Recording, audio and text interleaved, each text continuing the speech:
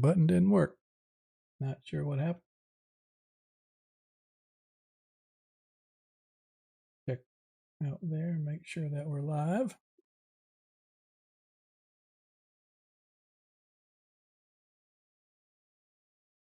And oh man, it's been a interesting couple hours trying to get this stuff working, so I'm not sure what's going on. Refresh Twitch. Hey, we're out there. Let's see if we can hear ourselves. All right. So, with that being said, with us being the only ones here, let's see if we can kick this thing off.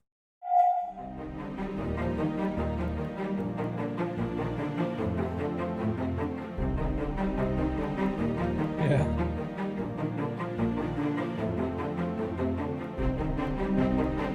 Hey, man. All the important people are here, so that's all that matters.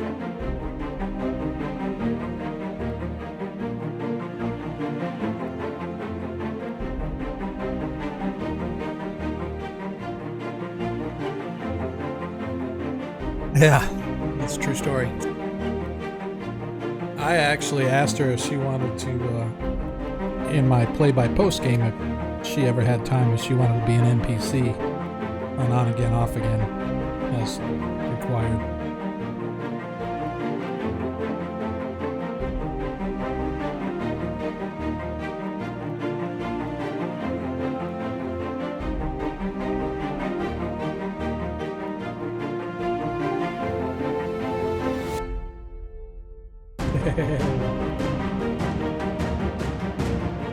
But he's not really here, though.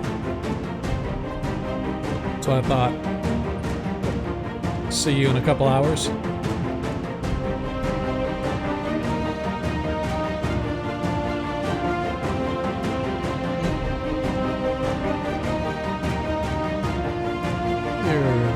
Nice try.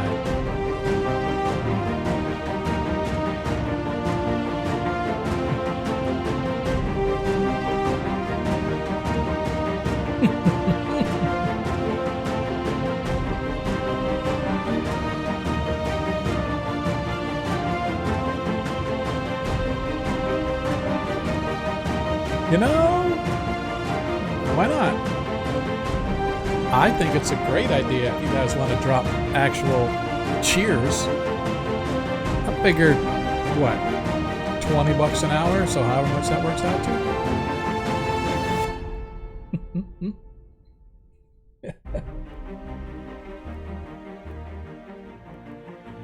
Yeah.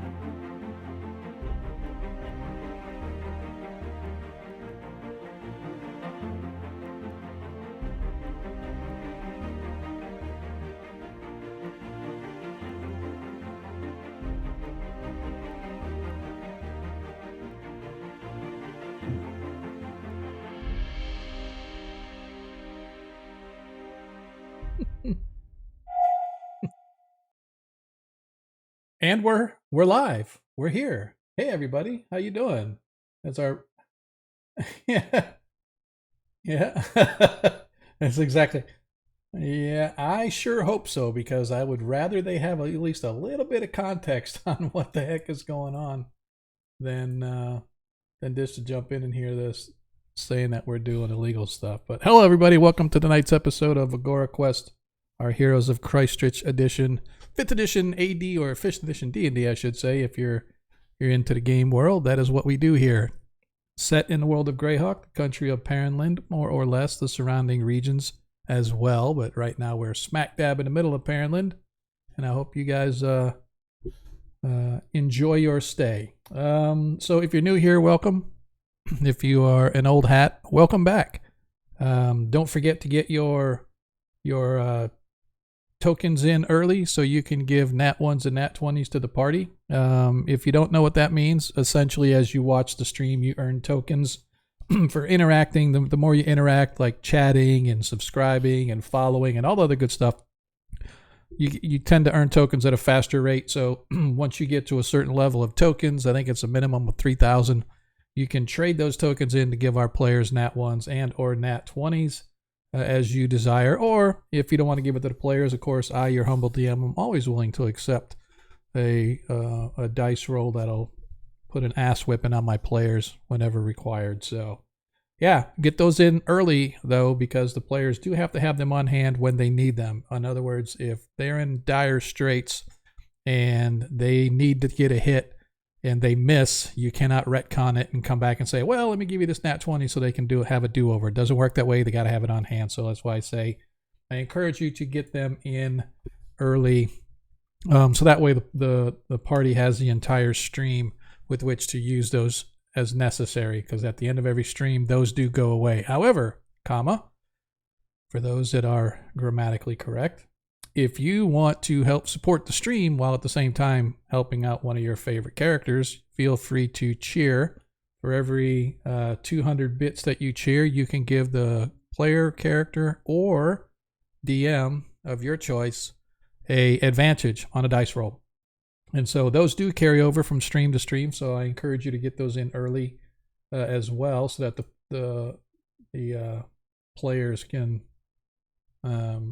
have those on hand as they need them. As it stands right now, Desmond, you still have an advantage. Nilo has a pair of them. For Viskro, you have 3. Ragnar has 3. Oh, it's right, you used one last stream. I thought you did. No, you had 3. I'm sorry. Yeah, you do have 3. Never mind. I thought you said you had 2, so that means that I thought maybe I missed one last stream, but no.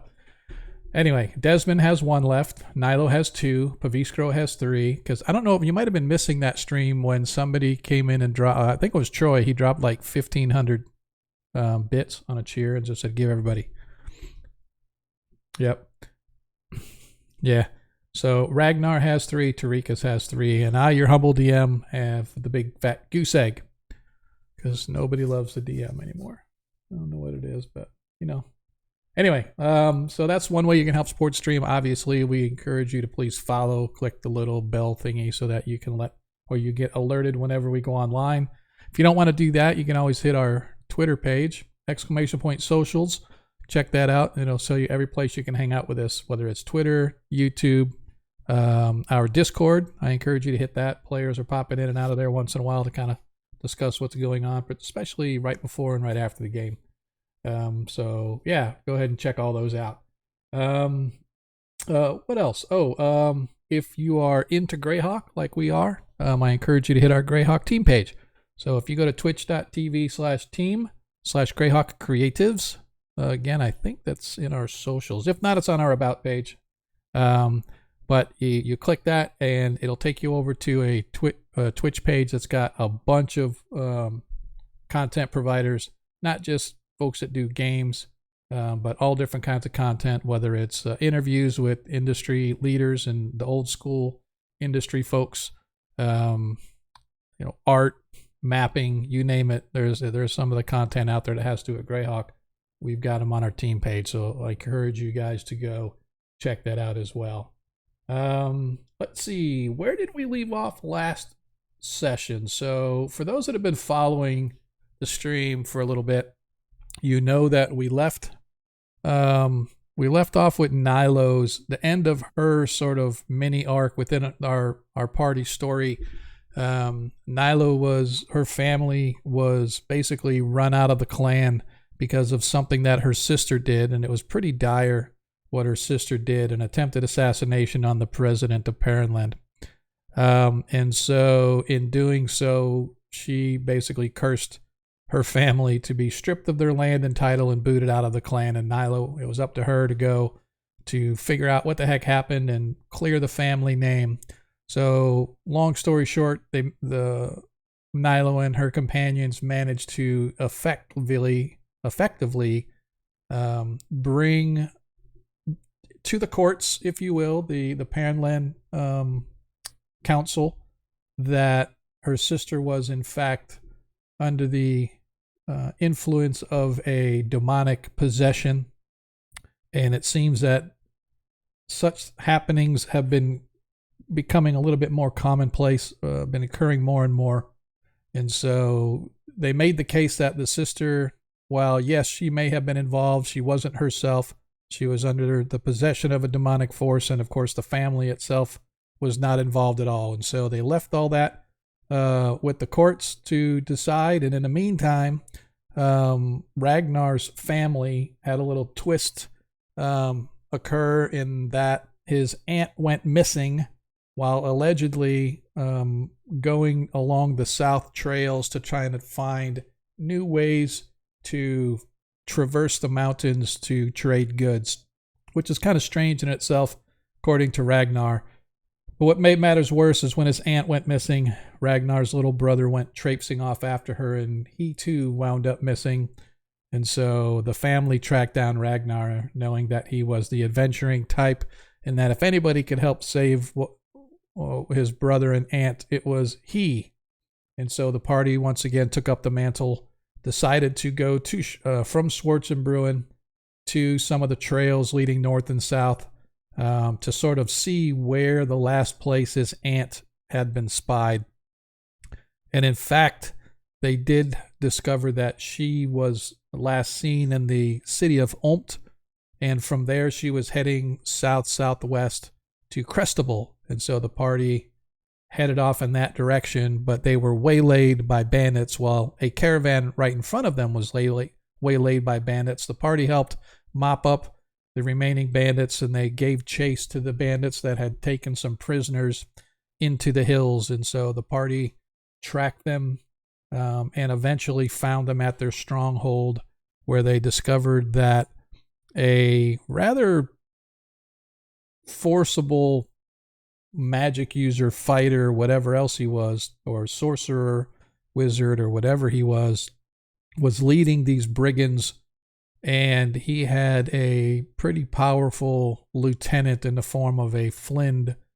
But with the aid of a little bit of subterfuge, or suggestion, I should say, by Paviskro, they managed to sway the beast onto their side and help sort of clean out the bandits.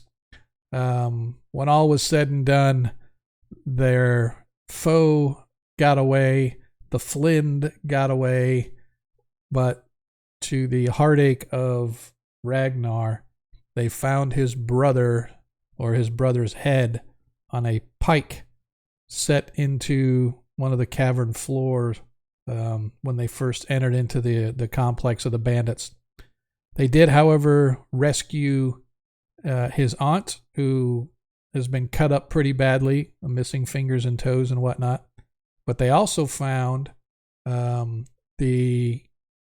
of the prisoners that had been taken, including a young girl that had been taken from her family, from the caravan that the party first sort of stumbled upon, literally right before they started chasing the bandits. And so this young girl named Temsik was the daughter of the caravan leader. The caravan leader instructed them, hey, he's going to take the remains of the caravan into Kreistrich. If they found his daughter, he would be sure to reward them. Just need to get her back to Kreistrich to him. And so the party at last has everybody gathered. They were getting ready to leave when they realized, that there might be folks here. So that's when they went back and found them.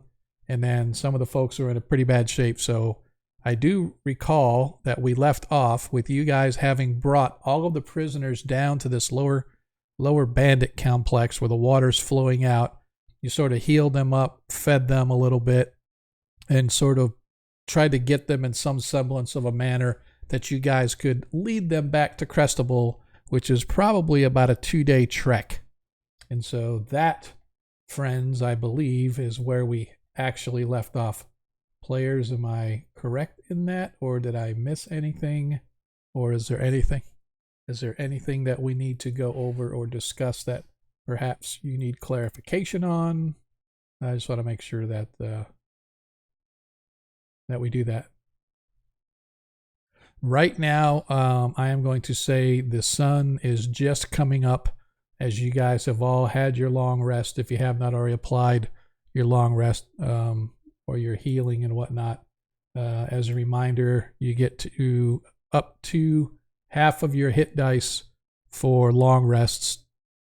So however many hit dice you guys have, Most of you are 6th level, so you can get up to 3 hit dice of healing and or spells. However you guys want to do it. You can do the spells, then do your long rest, or do the long rest and then your spells, whatever you guys want to do. I know some of you guys are still down on hit points. I don't remember exactly where everybody's at, but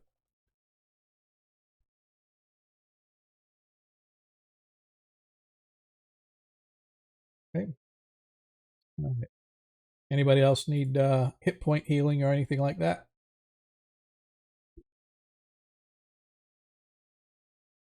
Yes.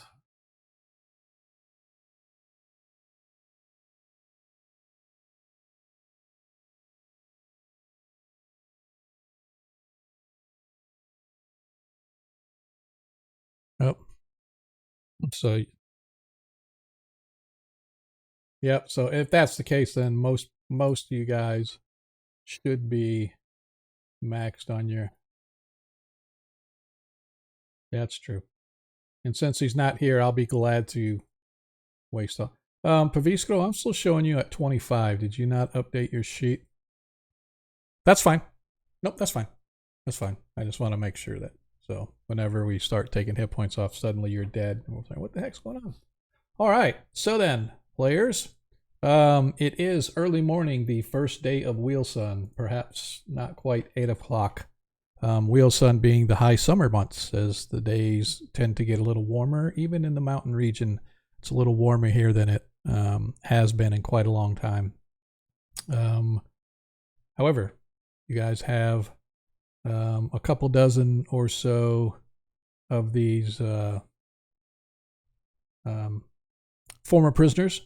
Some of them are pretty beat up, but for the most part, everybody seems like they can at least move. But I am going to say that movement is going to be at half speed, just because of the fact that some of them are pretty beat up. I'm going to say, well, we can. I forget how many actual prisoners I said there was, but let's give or take. I would say 4 or 5 of them are a little bit older and a little more worse for wear, so that their movement is going to slow you guys down.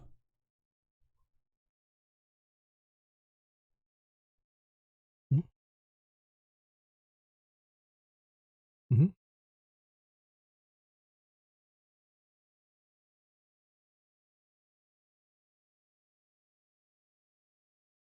Okay.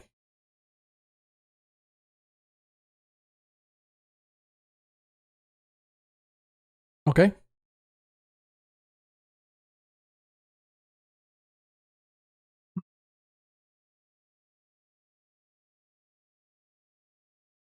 Relatively, yeah, I think relatively, yeah, because you still have to take that time to cast a spell, and then the steed shows up. Yeah, that's true. That's true. So, material components for that at all? Just want to make sure that. Yep. Okay.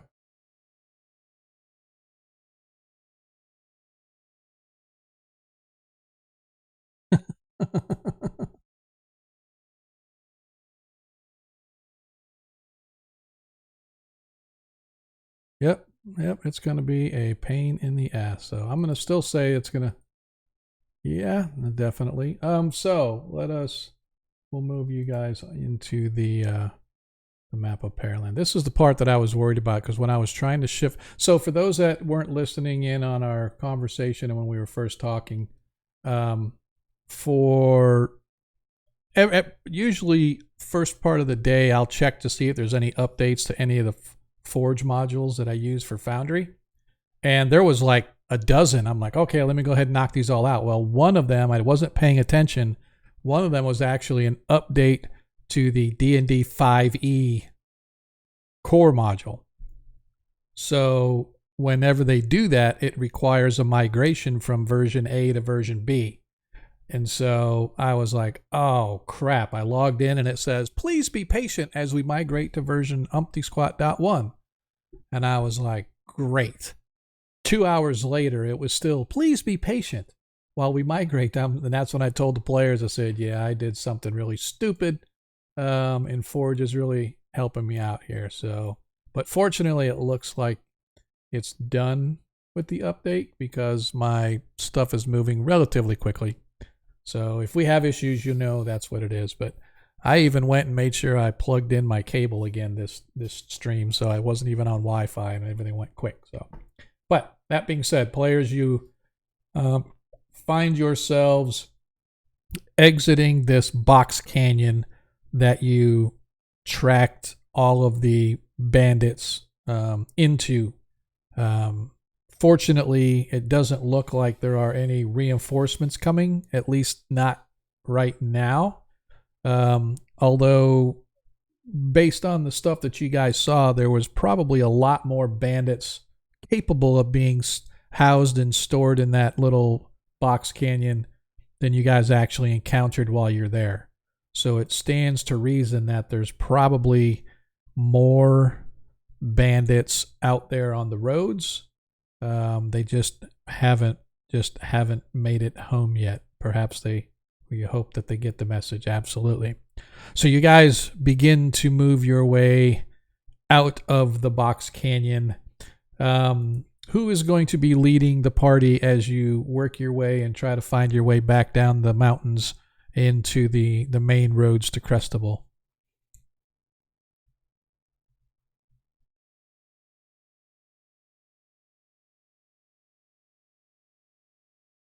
Well, I mean,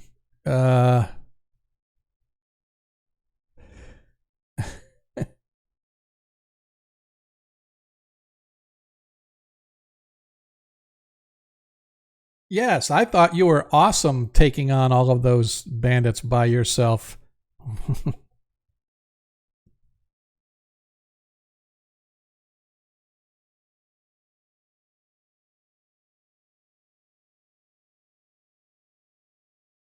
Yep. All right. Yeah.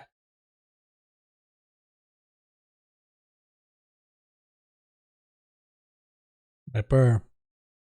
So then, as you begin working your way out of the mountains, trying to pick up the trails that you came in on and try to find your way, you have a general sense of direction. So go ahead and give me survival checks with advantage, please, for the next couple of days. Please, Desmond. Nice. All right. So over the course of the next 2 days, you guys manage to move your way from the high, sort of craggy, or the beginnings of the craggy peaks of the Yatil Mountains, and you work your way back into. Who's gone again? Who's gone?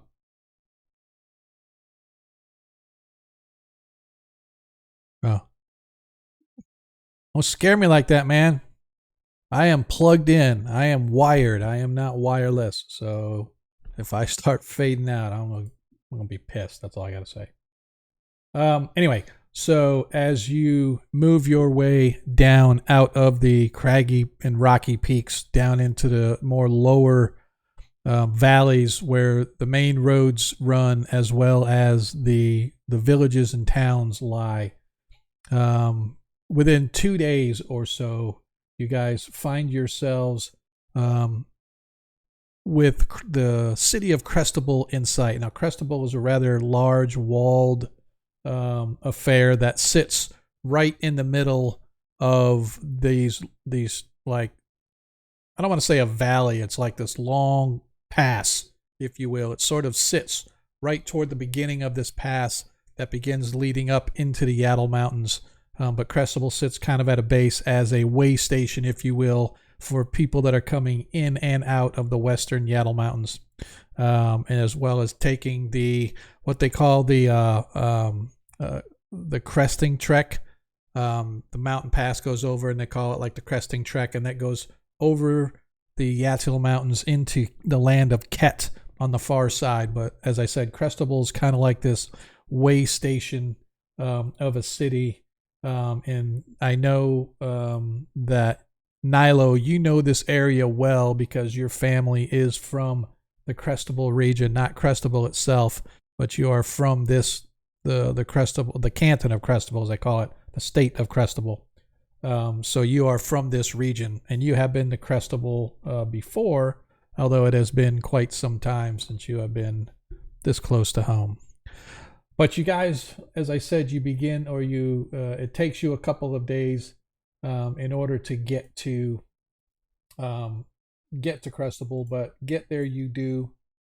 I need to looking for my calendar. For some reason I lost it.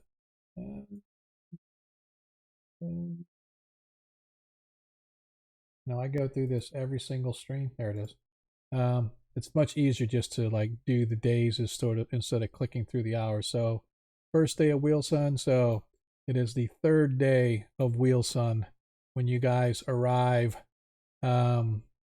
Probably right about midday. Scattered clouds, but I said it was much warmer out than it has been in recent days. No rain over the past couple of days, but you quickly make it back and find yourself in Crestable. Nothing unusual as far as the guards allowing you guys in, although they are definitely curious to see these mystical mounts that these battered and beat up merchants are on. So there is a little bit of talk about who they are and who you are, but once they realize who you are and what you have done, they immediately let you guys into the city proper, where we want to do once we get in town.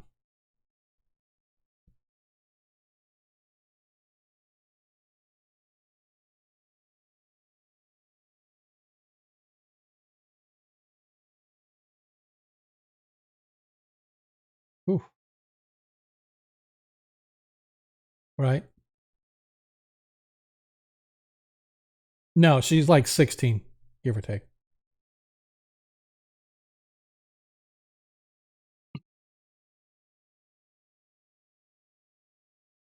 Okay. So actually, most of the folks that you guys have rescued are merchants in some way, and most of them have ties to Crestable, right? Because the caravan itself was coming to Crestable. So pretty much everybody that you guys saved has some sort of tie and some place to go. The young girl Temsik tells you that you can bring her right to her father. He owns a mercantile business that's in the center of town. He's there every day, so it would be easy to find and drop her off. But okay, all right. So probably takes you guys a half hour or so to get to the center of town where this merchant. Let me see if I still have his name up handy. Let's see. Of course, I didn't write his name down. That's fine though. But the merchant that you guys went off to save his daughter, he has, like I said, a mercantile trade business, sort of a large store. When you guys arrive toward the center of town, which is where a lot of the marketplace typically is in most cities, but here's no different as the large.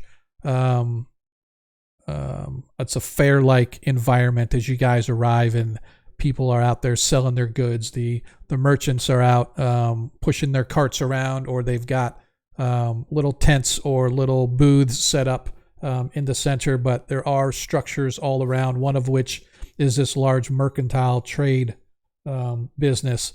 And as you guys approach, the man that you saved a few days ago comes running out and down the stairs screaming, "My Temsik, my Temsik, my Temsik, oh, you are safe, my darling daughter," as he goes running down the steps, almost tripping over himself as he sort of rushes to her and she to him, throwing their arms around each other in absolute bliss and joy. They spend a couple of seconds sort of hugging, kissing, and blubbering over each other. And he sort of wipes his eyes and looks in your direction. He goes, "My friends, you have done me the biggest service anyone could ever do. If there is anything that I may do for you, you just name it. Anything in my shop, you need anything, you just tell me. I will get what you need." And he sort of starts bringing his, sort of walking his daughter back up into the um, into the store.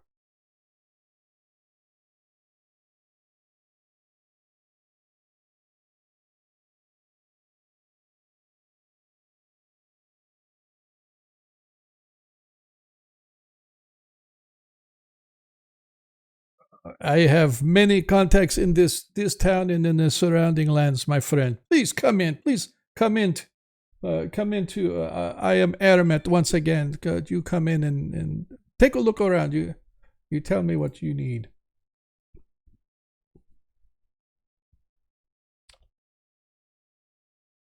It is literally your basic trade store. Blankets, healing kits, oil, adventuring type gear. Yeah, exactly. It is a true mercantile in a wild west kind of a town, even though this is a rather large city.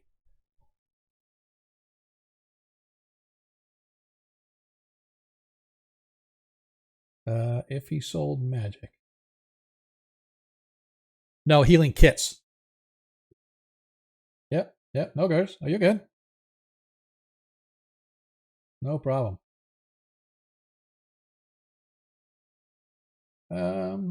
Yep, so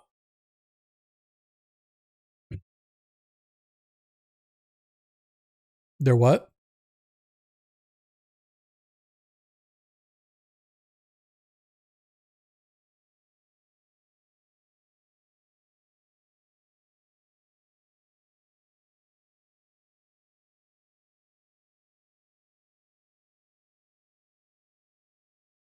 No, does not do magic.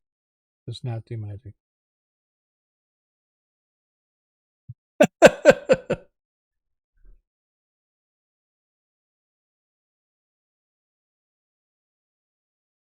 I do.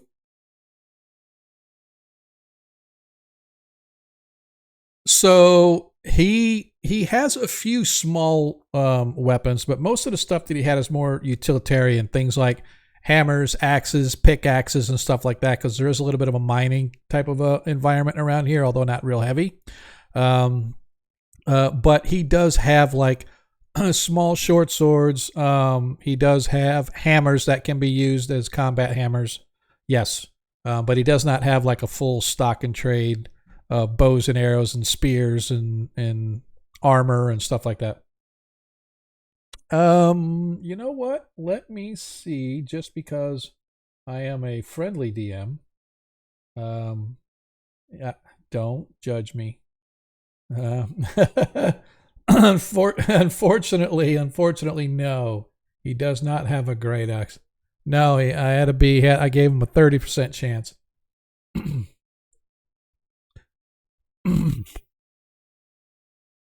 No. Like I said, most of the stuff that he has is stuff that people use like with their hand type stuff. Again, no. There are armories and there are weaponsmiths in the city, but he's more of your trade mercantile type of a guy. Sure. Yes. Yes. Yep. Yep.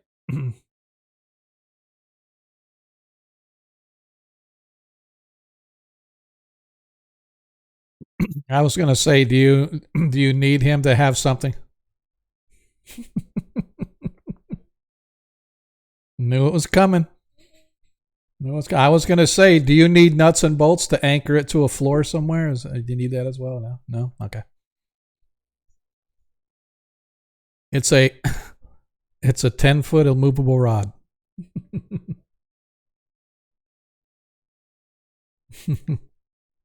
That is correct. But yes, yeah, definitely has the standard adventuring gear, standard player's handbook kind of adventuring gear.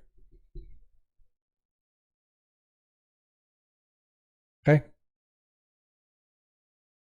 Yeah, whatever's in the player's guide, I'm not gonna worry about.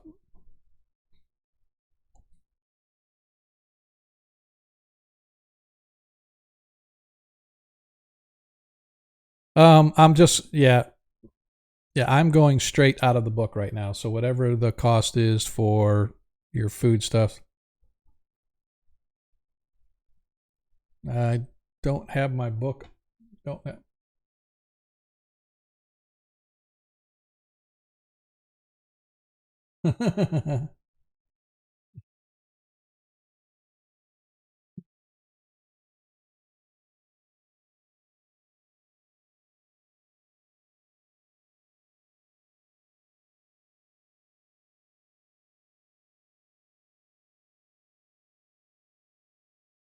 See that sounded like he was just trying to get one over on the DM. That.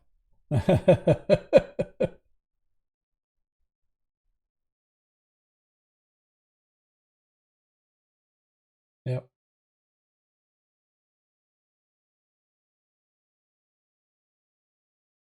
Yep. Got it.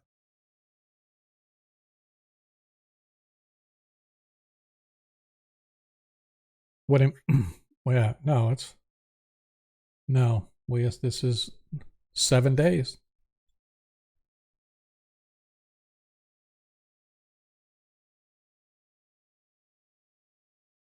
One day of rations is 5 silver pieces.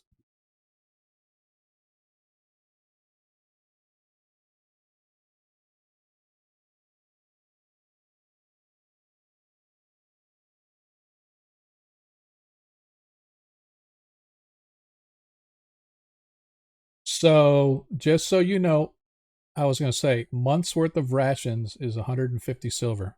Oh, sorry, 28 days. 28 times 5, whatever that is. Right.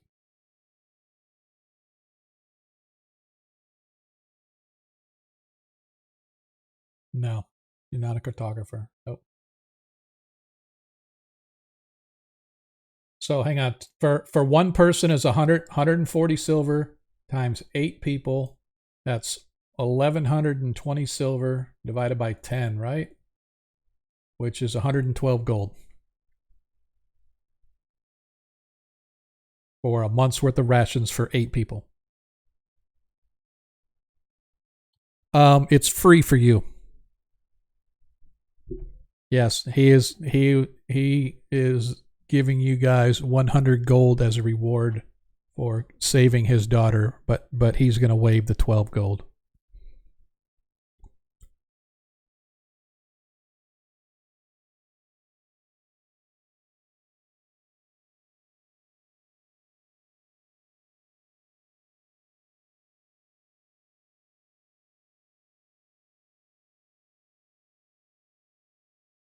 Yeah, yeah, you guys do have horses, yes.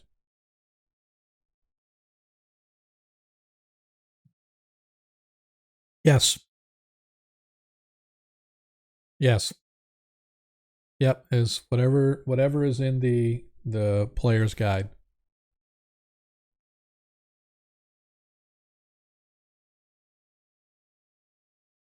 Climber's kit is 25 gold. That he is not giving to you guys, but he is.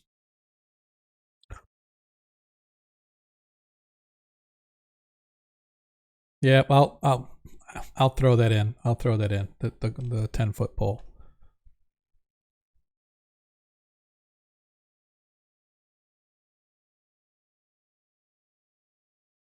Um so let me it's going to take a skill check. Um which skill do you think you should use to do that? Yeah, that's what I was going to say. Um so I'll give you your choice. You can do deception or sleight of hand, whichever is better for you. And Okay. All right. Um, you stick as you're putting the coin kind of away. One of the workers comes up. One of the shopkeepers that kind of works with him, a young boy. You know, and I say young, but he's probably mid-20s. Sort of works his way around. He goes, "I'm sorry, sir. Did you forget this?" And he sort of jingles your pouch and hands it to you. I don't think you want to be laying that around, sir.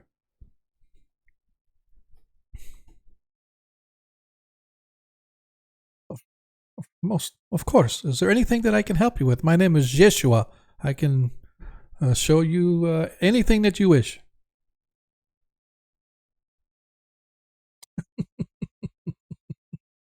As he pockets it himself.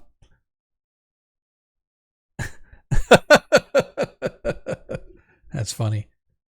Yes. So your first attempt to leave your coin there fails, but fortunately you got your coin back. Anything else specifically that you guys want to try to purchase here before we continue on? Okay. Yeah. No, there's. I'm sorry. What'd you say, Adam? Okay. Yes, he does. He does not have one handy. Um,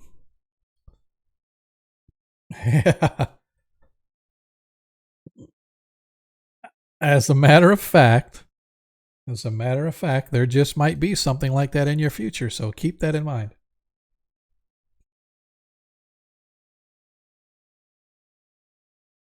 Mm-hmm. All right. All right. Yeah, just go ahead and put it in the Discord with the items, and make sure that you 10-foot pole. Yep. Yep. Rations were handed. You have 1 month of rations. Okay. All right. Who would be next?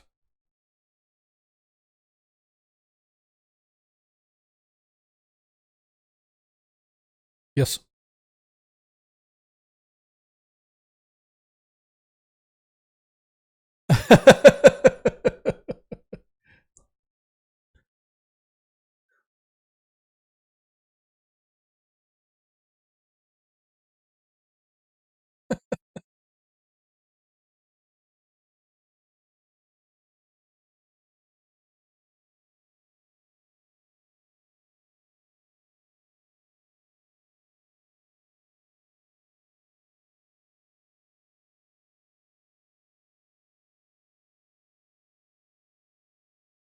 As he looks at your list, describe for me what it is that you're looking for.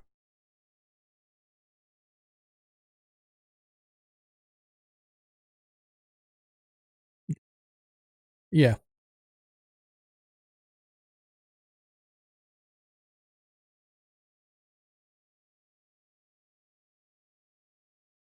Mm-hmm. Right.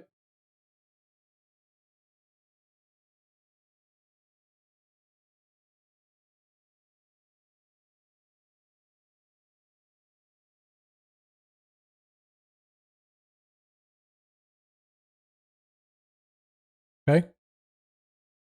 Okay. So do we actually know what those are, or that's just sort of a? It's just sort of a blanket sort of a thing. All right. So he starts looking over you there, and he's like, eh. And then he kind of looks at you with a raised eyebrow, like pointing to one that's particularly like outlandish.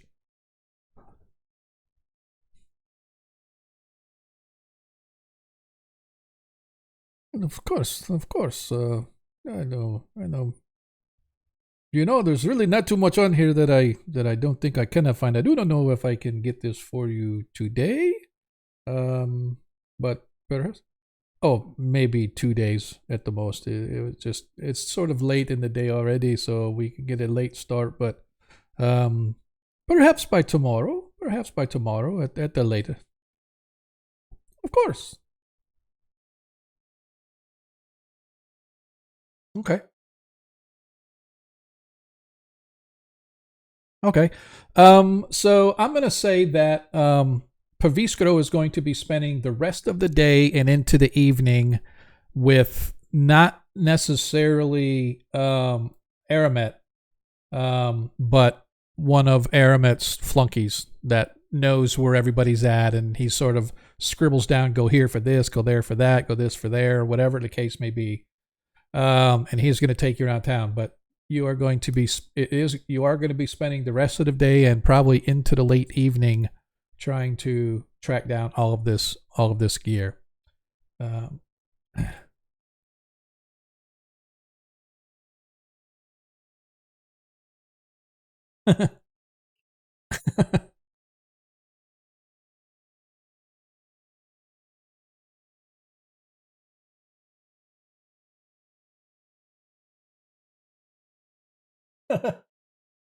all right. So, in the meantime,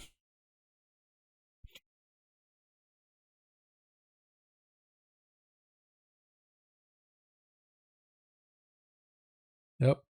I That's a good question. I don't recall. Didn't you guys have it? And then I wish I should have kept track of this because I completely forgot you had it.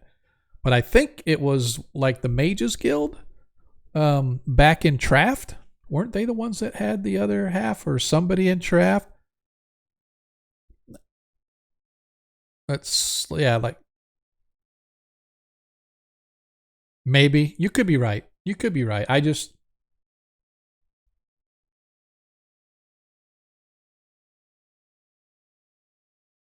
sure.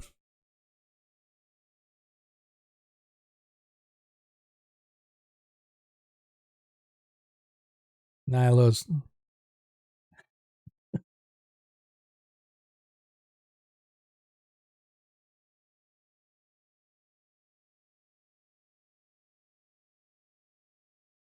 like most. You you missed it. You missed it. You missed the opportunity. You could have said, I always talked, aren't dwarves rocks? And you always talk to me. So,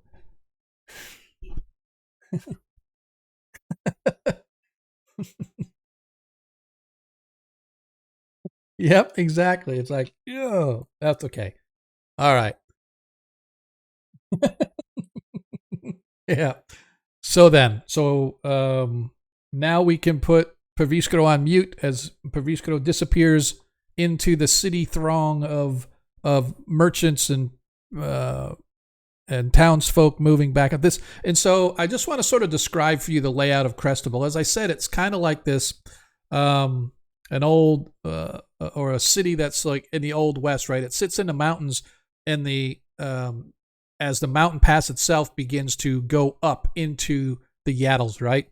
And so the city itself sits on primarily three levels. So the lowest level is where you guys first come in, and there's a lot of mercantile, and there's a lot of hey, Gomerin, thanks for the cheer, bro.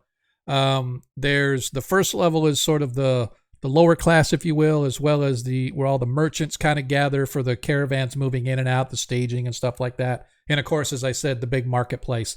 The central plateau, if you will, is where the more upper echelon and the affluent areas are, and as well as the city leadership. And then what they call the crags are on the high end, where it actually gets into the hills, and you've got like rifts and breaks and cuts into the mountains and stuff going in various different directions. And so there's all kinds of mining and other communities up in that range. But so it's sort of like a three-tiered city almost as you're working your way up. And there's gates that sort of that separate, and walls that separate each level of the city as you're going through it. So as you guys are sitting on this lower level, as I said, you watch Perviskro go hand in hand, skipping their way merrily into the throng of the city proper as you guys continue to wheel and deal and get the whatever else gear that you may need. Now, I did see as you posted, Nilo, you've got your 10-foot pole, a climber's kit, as well as a grappling hook. I wanted to give. Yep. So,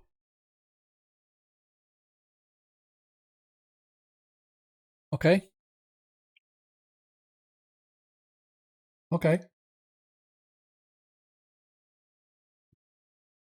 Yep.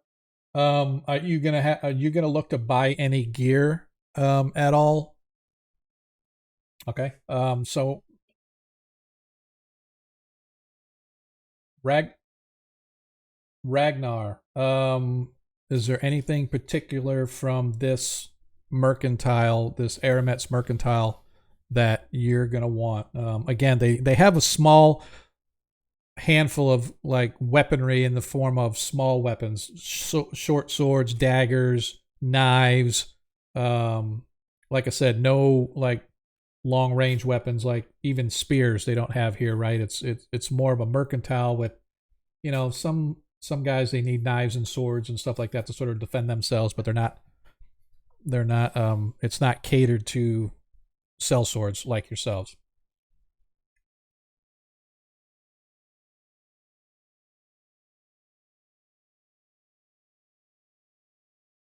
Okay. Yeah. Okay.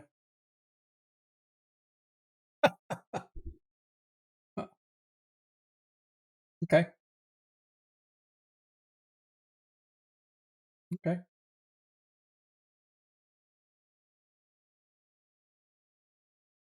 All right. Exactly. All right.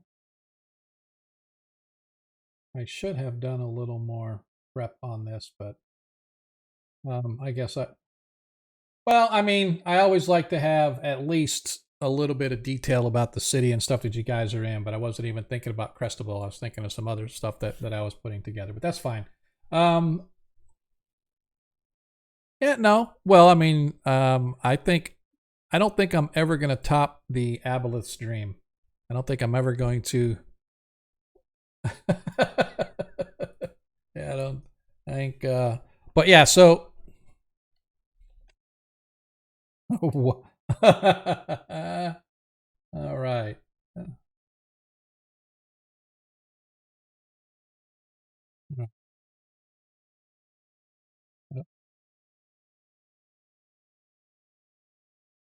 Mm-hmm. there, there you go.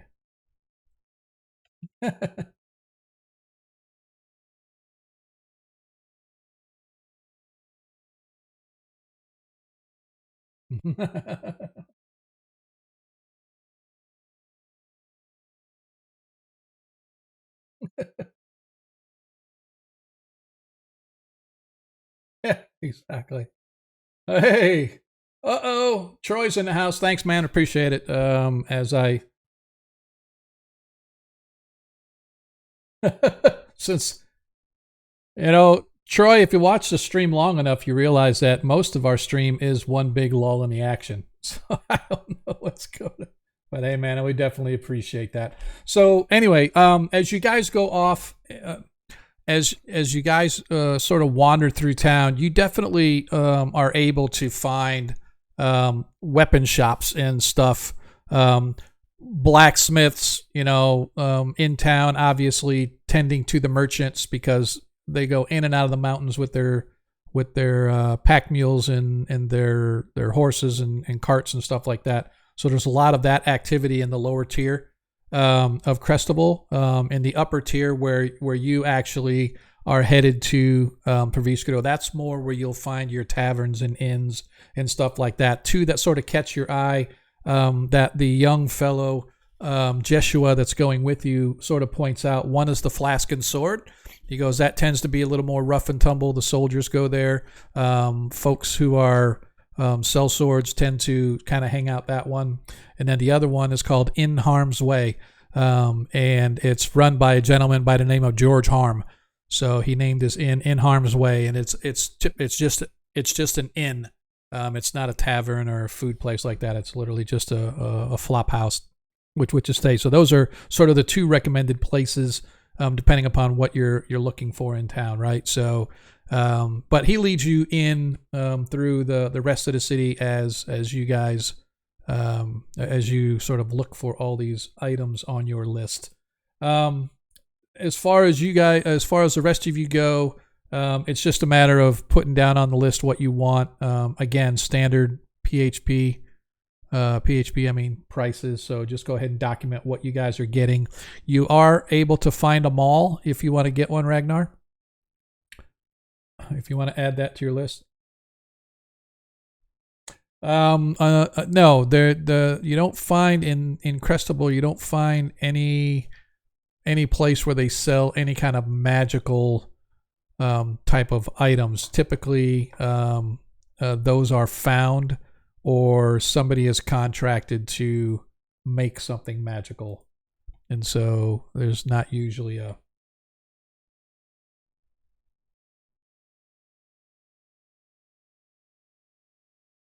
Well, apothecaries, herbalists, stuff like that, absolutely. And so, but you guys are able to find things like some healing potions. you are a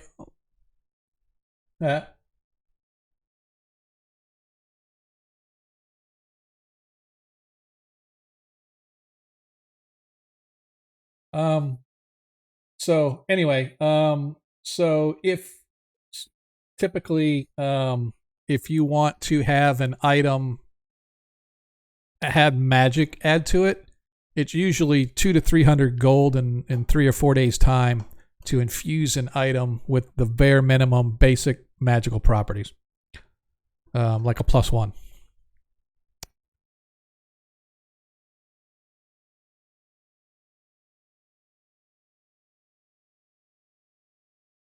It falls under the rules of crafting magic items, right? So it's in the DMG. I forget exactly what page or whatever, but typically it's a couple hundred gold plus a few days, depending upon the rarity and the whatever. But it's a little more expensive in this area, just because there's not a high amount of magic slingers. But yeah, and I mean, you know that Praviskro probably can because he's a tinker and you've seen him make magic stuff, and you know that he's got a little twinkle in his eye about some magic item he's looking to craft.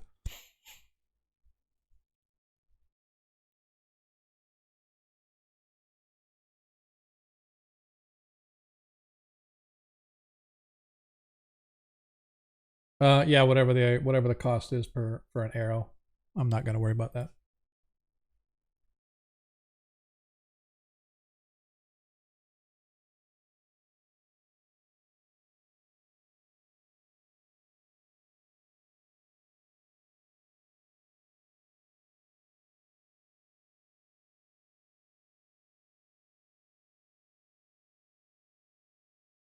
Okay.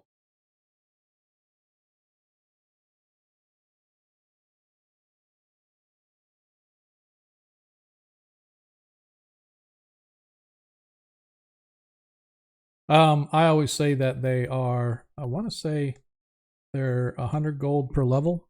I think it was, or something like that. I forget. Again, it's all DMG stuff, so I don't have it off the top of my head. But yeah. Yep.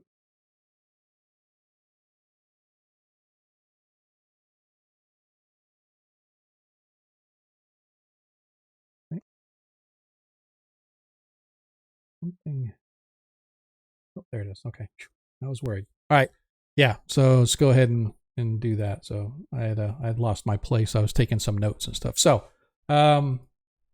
that's what you guys are gonna be like spending the most of your day on. Because again, I don't want to we don't have to role play much of this at all. I just want to kind of get through restocking you guys and getting what you need so we can kind of carry on.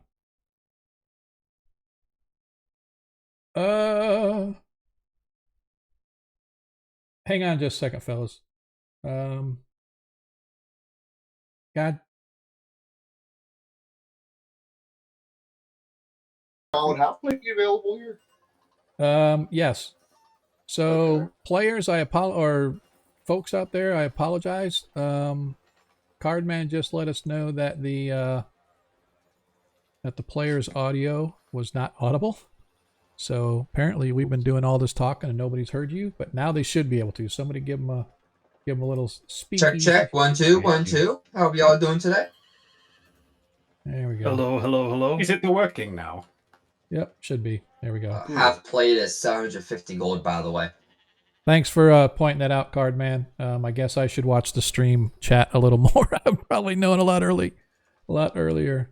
Yeah. My internet is too crazy to do that. Oh, I'm sorry. You guys have been eating food this entire time. Let me turn off.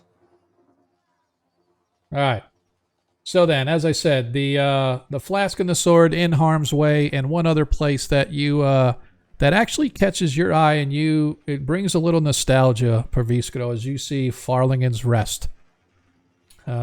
As you think back to your compatriot who left you guys to go find her brother.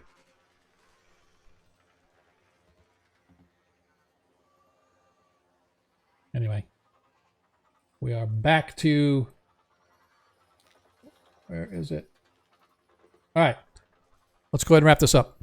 What else did we want to get? Perviscro, go ahead and assume that you, by the time the night is over, you are going to have everything you need to the tune of 2,000 gold of materials. Players, go ahead, if you have not already, document what items you purchased and the cost. The half plate. Let me see if I got... That would be 750 gold. Yeah, something like that.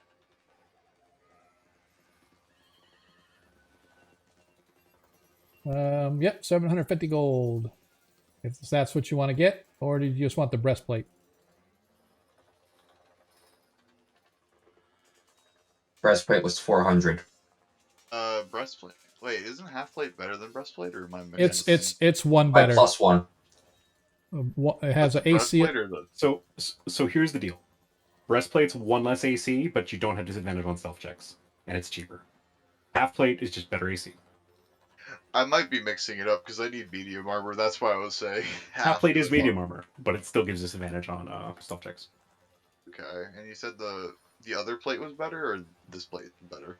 Half plate has higher AC. Breastplate is one less AC, but doesn't give you disadvantage on stealth checks. It's up to you which you prefer. It's also half the weight, 20 pounds instead of 40 pounds, if you care about that at all. I know, it's just like it's the category of armor that I'm more worried about. They're both medium. Okay. I'll take the half plate. I need as much AC as I can if I'm going out without a shield. Alrighty. I don't know where it's coming from, but boy, I have it's almost like a metallic sound coming through my headset. So it's almost like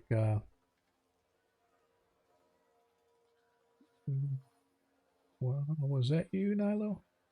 Because I know I from whenever you're talking, I tend to have a little bit of an echo, but it wasn't. What about now? I was eating earlier, then I turned on push to talk and I realized I was eating on a hot mic. Yeah, I mean it's not. Maybe that's what it was. It's you have a hollow sound, but it's not like. Oh, no. So, okay, so the place I'm living at now, the acoustics of this house is completely different. If it echoes really well in here, and apparently if I have my door open, the people on you guys can hear everything in the house. Yeah. So right now you're probably hearing echoes of me bouncing around my own room. Yeah, I'm just trying to hear too. It's like I have an ambiance thing kind of going on. and it's just the way it's coming through. Maybe it's just because it's something, one of the anyway, I'm not going to worry about it. So that's why I have it really low. So it's only bugging me. It's probably not bugging anybody else. But anyway, go ahead and finish up your shopping, and then I'm going to move it over to the next day unless anybody has anything specific. Where, first of all, I guess, do you guys want to stay? The cost is going to be the same. It's 3 gold pieces per night per person for wherever you want to stay, whether it's Farlingen's Rest or In Harm's Way are the two sort of the primary choices that we have. If you don't want those, we can probably find a barn somewhere you can sleep in if you want to do that, but it's up to you guys how you want to sleep. So I'm just as happy with a barn. I'll just find a barn nearby wherever the rest of the group stays. yeah. All right. What about the rest of y'all? I will take a room most likely. All right. Yeah, I'll stay wherever Niall is staying. Okay. Any place in particular that you want to stay? Farligan's Rest, I believe, was the other inn, right? Yep. Yeah, we're gonna go and stay there. Okay. So you guys arrive at Farlingen's Rest. As you walk in, it sort of brings back memories to your old companions and their following of Farlingen. For those that remember. For those that don't remember, we had a character by the name of Hyacinth in the group, played by our very own Kay Lizzle. And she was a monk follower of Farlingen. And so Farlingen's Rest just sort of brings back a little bit of nostalgic memory of Hyacinth and when she left the group to go seek out her brother, who apparently had been she had not seen in many years and thought had died during the war, but apparently was not. So you guys go into Farlingen's Rest, and there is a lot of iconography regarding the Wanderer, as he is called. He is an earthly traveler deity. His brother Celestian is the otherworldly traveler. So here you might find your space galleon, but apparently, at least not now. But it is 3 gold per night as you guys pay for your rooms. Late that evening, Perviscro, you managed to arrive.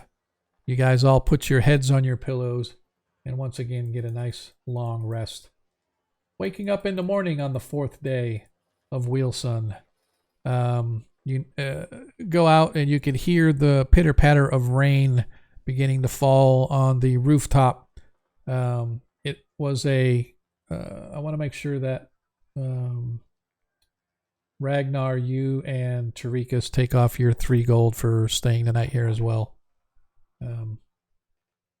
But you guys get up in the morning to your breakfast of smoked meats, fowl, eggs, fruits, water, of course, as well as various juices, goat's milk, etc.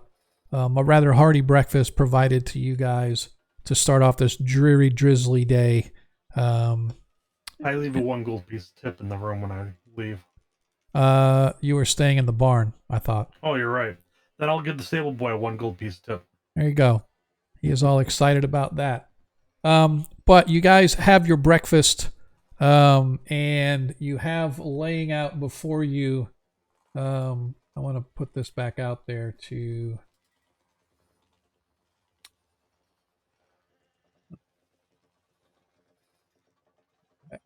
Go player's image. There we go. As you guys have this map that was given to you by Glory, who is Ragnar's aunt. This is a map of the southern Yaddles. You can see the trail on the south leads to Bissell, which is sort of like on the Ket is kind of the northern side, Bissell is the southern side, but that trail goes through the mountains apparently and heads toward Bissell and Ket. You could tell it is a rather large region map. Not sure where you guys are, but you think that you're somewhere up north of Area 4 and 5. Not 100% sure exactly where. And those little numbers are on there, just kind of little squigglies, just to indicate that there are places of interest or something there maybe, or used to be something there, according to Ragnar's aunt, that might lead or be what you guys are looking for, in the sense that you're looking for Igwilv's old seat of power. And so for those that have forgotten, I will remind us that there was an ancient dwarven clan by the name of the Kuhn clan, Kuhn. And this clan was attacked from below, from the Underdark, in particular the Darrow. And the clan itself was overrun, but before the king could be taken and their items of power and their relics could be taken, the king put a great curse on the place and sealed off the last vestiges of the Kuhn thrones or castle or keep or whatever you want to call it. And to this day, no one has been able to find where it is or what it is or anything.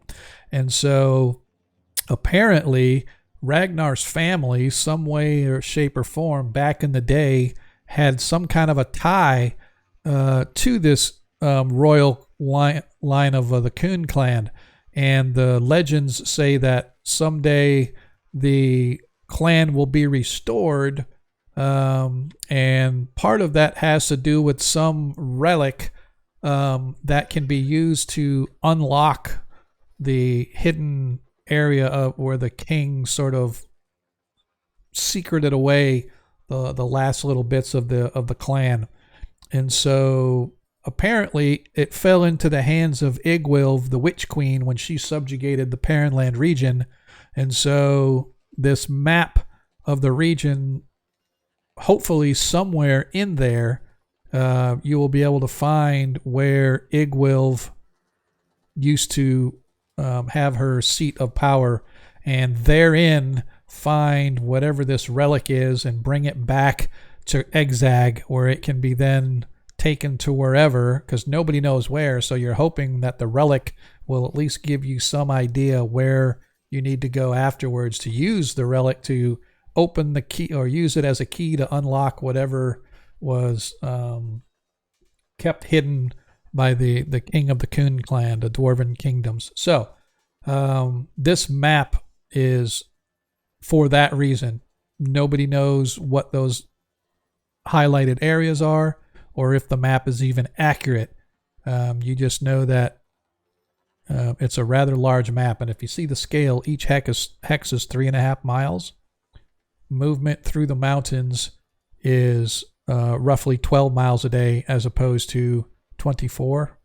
And so it's going to be a little bit slow going as you guys work your way through. And if you want to do any searching and foraging, it's not like you can go double time, right? So as you're looking at this map, trying to determine how to get where you're going, it seems the best bet is somewhere there is trails that are going to lead you up into area 4 or maybe 5, and then once you find that, you'll be able to say, oh, that's where we are, and then we can sort of follow the trails from there and see where it may take us. Does that make sense to everybody? Yes. As you're looking at this map, that is sort of the next course of action, deciding, what are we going to do and where are we going to go. So the next morning, I want to find. Peter wants to find Nyla real quick. Okay. Right. And so while Nyla's like having breakfast, Peter's just gonna run out with like this basically a sack and just like slam it down on the table, and there's like all sorts of parts that are cluttering around inside. All right, Nyla, you know how to do the Arcana, right? Nyla. And I'm on push to talk. I am honestly, the moment you wake up, I am actually awake and doing stuff upstairs. I haven't gone down for breakfast yet. Oh shit.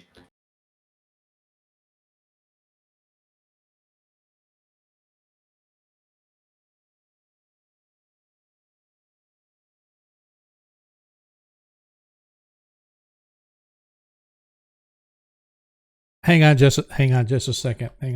So I apologize to the stream. I was sort of playing with a little bit of the sound here just to see if I can get. There's something because it's plugged into the headset that I've got on. For some reason, it's giving this really weird metallic sound to everybody when they're talking. I really don't know why it's doing it. But go ahead and talk, Adam. I am going to continue talking until you tell me to stop. Yeah, go ahead and stop. Okay. And if everybody listens, you can hear it. Just everybody when they talk, they have this metallic kind of sound. I don't know why it's doing it. It's got something to do with the headset itself, but I'm going to leave it as it is. I'll work on it a little bit over break, just to see if I can fix it. But anyway, sorry, go ahead. So anyway, Kreistrich slams the bag down on the table in front of Nyla, whatever, or in the room, wherever. I don't know what she's doing. And every agent just kind of pops up the top, rolls across the ground. He's like, shit, let me explain this. All right, She so grabs one, hands it back over. All right, thank you, perfect. What is this harebrained idea you've come up with, Peppy? So I've never seen you this fired up before. It's funny that you mention that because it is a fire related, but there's a deadpan face, by the way. it is very fire related. So you are very close. Good. I knew you were the smart one. So this is going to take me probably around 50 days to put together by myself, but with the help of someone else who is also trained in the arcane arts as you are, they might be able to cut it down to maybe 25. You know. And if we're really lucky, maybe less. And if you're willing to help me out on this, maybe I'll let you borrow it a little bit, but to suffice it to say that I'm making a very big wand, and it's going to do a lot. Okay, well, I am very familiar with arcane arts. I'm very familiar with wands and such. Wonderful. I am not very familiar with the crafting process, but one of the things that the priest of Beruah mentioned that when I've attended church many times is you have to be able to cast the spell into the craft as you're making it. I am able to do that, yes. So it is not so much the casting of the spell into the thing that I need, because I can do that. I know the spell that I want, I know how to do all of this stuff. I just need more or less an assistant, yes? Okay. So yes, we both don't need to do that in order for this. No. You are you know enough about magic to be able to help me. I'm going to be leading the process. You're going to be offering assistance, and learning as we go. So, it'll be a learning experience for you.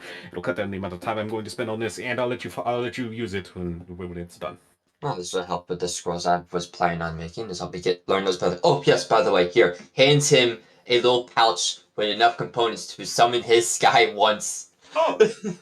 Yes. Thank you. I totally forgot about this. I'm going to do this before breakfast, and then we can get started, yes? Yes, I'm trying to let it get squished this time. No. Or yes, blown up. I mean, no, it is one of those situations where, it's they serve the purpose, and, there's no pain, so it's fine. Anyway, I am going to go, and he hoists the bag over his shoulder. I am going to go re-summon my eagle now. After breakfast, we begin. Yes? Yes, that will be fine. All right, wonderful. See you soon. For those that did not see, everybody got a nat 20 from Iger. From our first edition game. He gave everybody except me a nat 20, but that's okay. I'll remember that on next Monday. Well, not this coming Monday, but whenever we get back. So your sacrifice is noted, Tiger. Thank you. I will try to rope one of my friends into giving you a D20 on Monday. Oh yeah, you also saw her necklace. The necklace was put on her. Cool. The adaptation necklace there, Peppy Scrub. Yes, good choice. This is gold and completely stands out from her silver and black armor. All right. So then, as you guys enjoy your breakfast and you're looking over the map and discussing things, what do we wish to do? What's the plan? As far as I know, we were going to be here at minimum 1 full day, maybe 2 days, for all the items to be gathered. Right. All my stuff's together. Well, technically, it won't be until the end of today till you have everything in hand, but okay. Essentially, yeah. Fair enough. Fair enough. So you guys do technically have one more day. So again, I don't really want to go to the role playing this stuff. I'd rather get you guys on the road. That's fine. Because for once we're going to have an actual wilderness adventure, and I'm excited. So. I'm excited Oh too. god. we're gonna get Wilderness! lost in the woods. Wilderness! Let me grab my Pathfinder Ultimate Wilderness book that means absolutely nothing in this game, but I still enjoy. One of my favorite books from that game. So I'm not going to bog down time by asking anything other than one final question just to make No, sure. Sean. no. I don't mind role for sure. playing the stuff as it's pertaining to this. I just don't want you guys to think you got to role play. Hey, I'm going to get this item, that item, or whatever the case may be. I've done everything I want to do before we leave. I just have one question, and that question is, because we normally it's 8 days of travel, 8 days of sleep, and then there's an extra 8 days in there for like other shit. Do I need to purchase or bring anything with me in order to continue working on this project in the wilderness? Because right now it's going to take 25 days of work with Night Owl's help. So that being said, as you look at the map, you realize that from the top points on the map that are outlined to the bottom points on the map are outlined, as the crow flies, is about 200 miles. Mm-hmm. And you know that going through the mountains is probably going to be a little slower, although there might be some places that are wide open and easy travel, so you can kind of get up to speed, but a lot of places might be moving around rock falls and stuff. So the average is about 8 miles per day. So you're talking, if you were to go straight through without stopping, it would take you 200 miles divided by 8. So that's what? How many days? 16 days? Yeah. I'm not quite saying, well, no, not 16, but yeah, you get it. So, yeah. So it is going to be, at least a couple, 25 days total. Is it that far? I don't know why I need a calculator to solve that, but yes. That's hilarious if that actually works out that way. But yeah. No, the only question I really had is do I need to bring anything with me other than my normal tinkering stuff and magical gear to work on this in the wild? So you're saying it's going to take 25 days. Is that the 2,000 gold cover that full 25-day stuff, or is that for every week or whatever? It's that amount. Every day the crafter spends 25. Every day the crafter accomplishes 25 gold worth of progress for the creation. Not quite. So that's for a regular. You're thinking of the rules for a regular item. So a magic item takes of this rarity takes 10 work weeks, which is 5 days per work week. Yep. And so that would be 50 days for 10 work weeks. However, with Niall's assistance, I can cut that in half to 25. But the total sum cost is 2,000 gold. Okay. Yeah, there is no like weekly expense or monthly expense or anything like that. Right. So I am going to say no. As far as working on the item itself, the only thing that you're probably missing is the actual wand itself that you're going to craft and put into, but I'm assuming that's going to be part. So that's part of the expense. Yeah. Yes. Yeah. And I will eventually send you a picture of what I intend for this to look like if you're okay with that. Well, that's fine. Yeah. Cool. You're wild. While we're on this topic, scroll of magic missile, would that be a common item or uncommon magical item? Magic missile first level, I'm going to say it's more common. Okay, good. Because I got 300 gold worth of supplies for a common item, and I'm like, wait, hold up. All right, we're good then. All right. As far as healing potions go, I can't do those. Somebody roll a 20-sided dice for me. I got it. Just Chrono Shift on it. 6. So you guys are able to find a maximum of 6 healing potions in town that are already whatever the normal cost it 25 gold for 50. 50. Yeah. I'll be fair. I'll only take 5. All right, I'll cover 2 of them. I'm just kidding. Yeah, I'm bag mode. Hey man. All right, so I covered 2 of the health potions. Who's taking the other 4, or is anybody going to take any? If no one takes them, I'm going to buy them. I'll take 2 if no one else is going to buy them, but I figured No. they're a community resource, so I wasn't going to speak up. Yeah. So I say I covered the cost for 2 of them. All right, so 2 for Nilo, 2 go to Tarikas, and 2 will go to Desmond. So everybody 50 gold? needs. No, it's 100 gold, 50 each. Yeah, inflation. Yeah. Thanks, Tarikas. All right. Never voting for you again. I would highly suggest that everyone gets at least 1, and then everyone else but Tarikas gets a second one if possible, because Tarikas already has healing magic, but if he goes down, one of us needs to be able to bring him back up.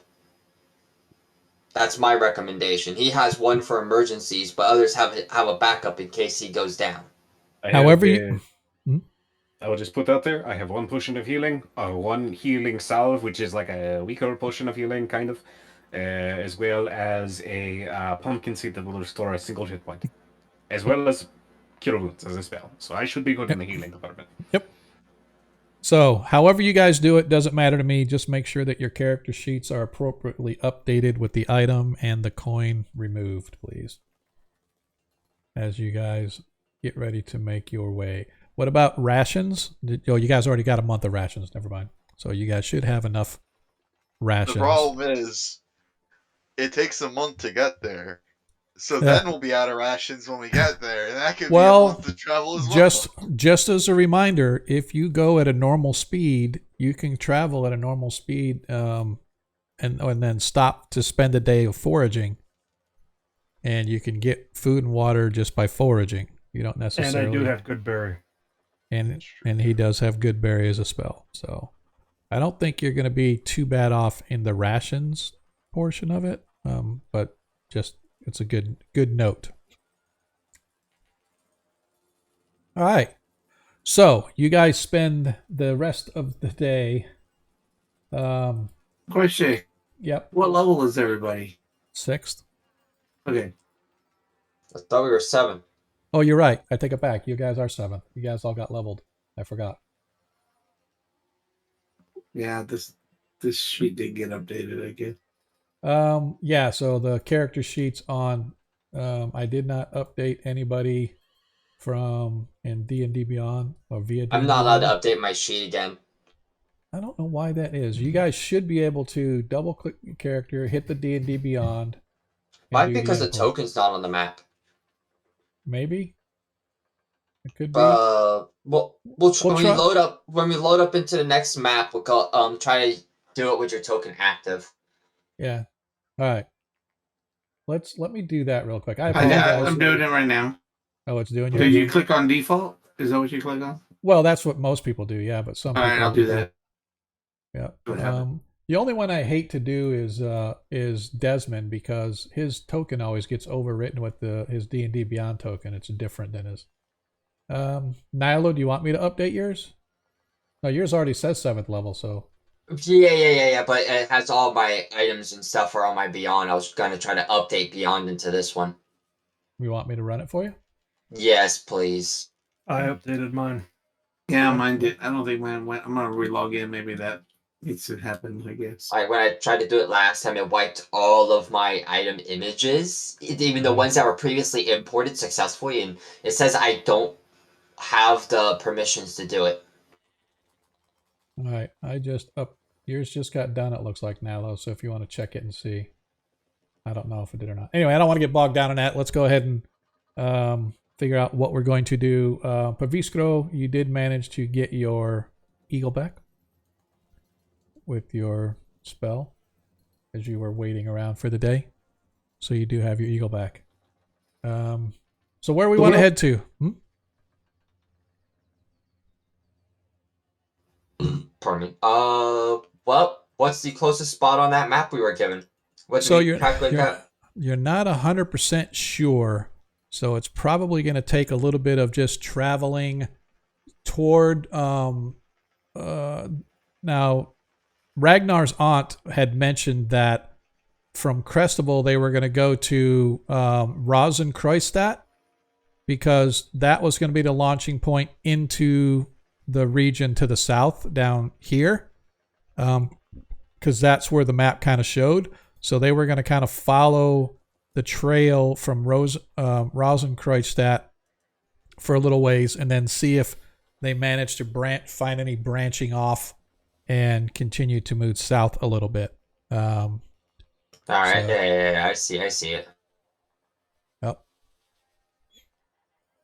So, yeah, so if I recall if I recall correctly, entry number 5 was really close to Kortheim, right?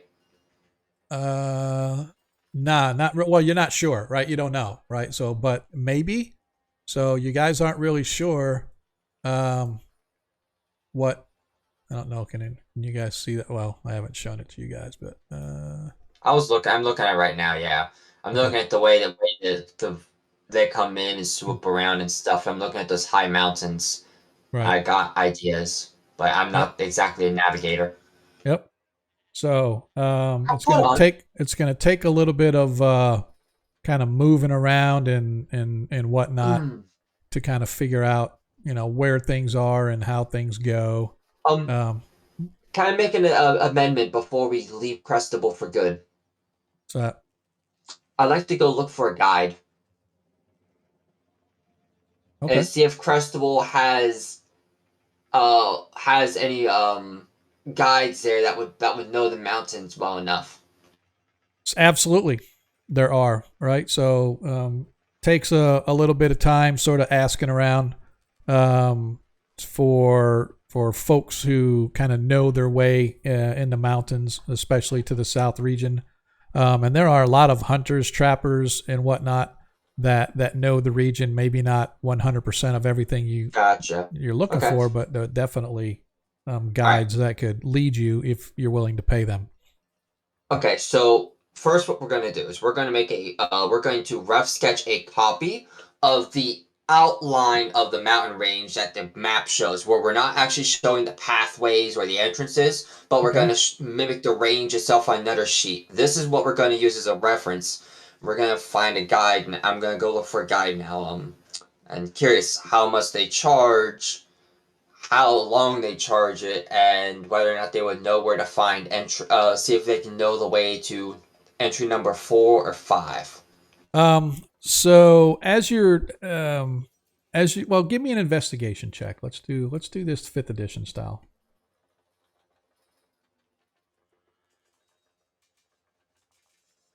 Oh, the map. The cool items are gone. That's right. You couldn't update it, right? Which items? The cool little drop down buttons. I don't know what you mean. Sorry. Yes. So it takes you a lot longer than you want, but you do manage to find someone who claims to be a well-versed in the regions and the mountains to the south, knowing a lot of the different trails and animal trails.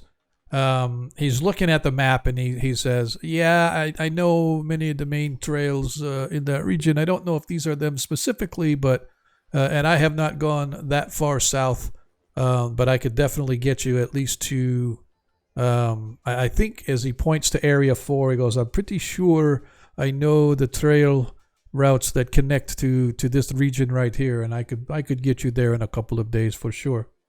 But it's going to cost you 20 gold coins to deliver you there.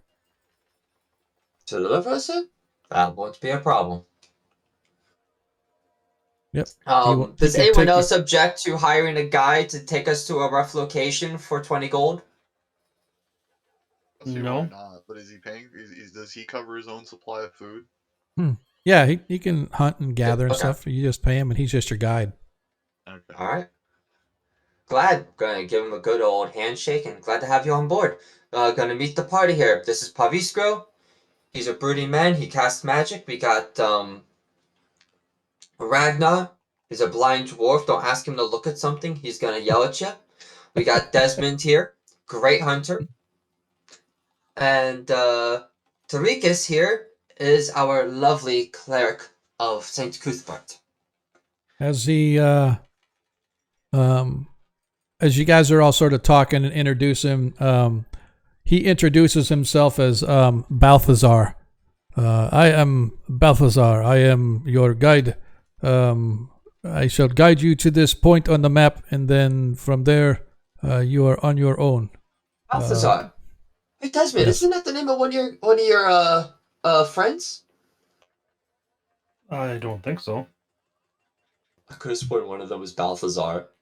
No. Oh, you mean the his henchman? Yeah. No, he has Eddie, he's got Garth, and he has Samuel. Oh, okay. Never mind. Forget I said that. I could have sworn one was Balthazar. Nope. And so as the deal is exchanged and you pay this gentleman his 20 gold coins, he grabs a large satchel and sort of throws it over his back, grabs a walking stick, goes to grab his horse, and meets you guys in front of the inn whenever you are ready to depart. Are we ready to depart, or what are we doing? I believe so. Any last minute changes to the plans? Not for me. All right. I promise I won't do it again. All right.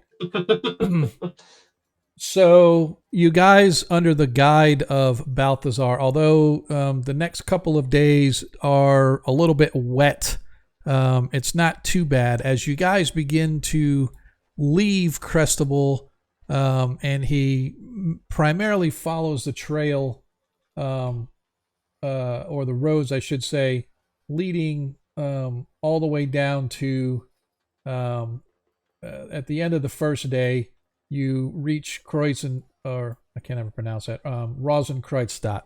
So you guys arrive in this little village. It sits sort of on an intersection of a road and a river, a little bit more flat land than the majority of the region, although it still is a little bit rocky and hard earth.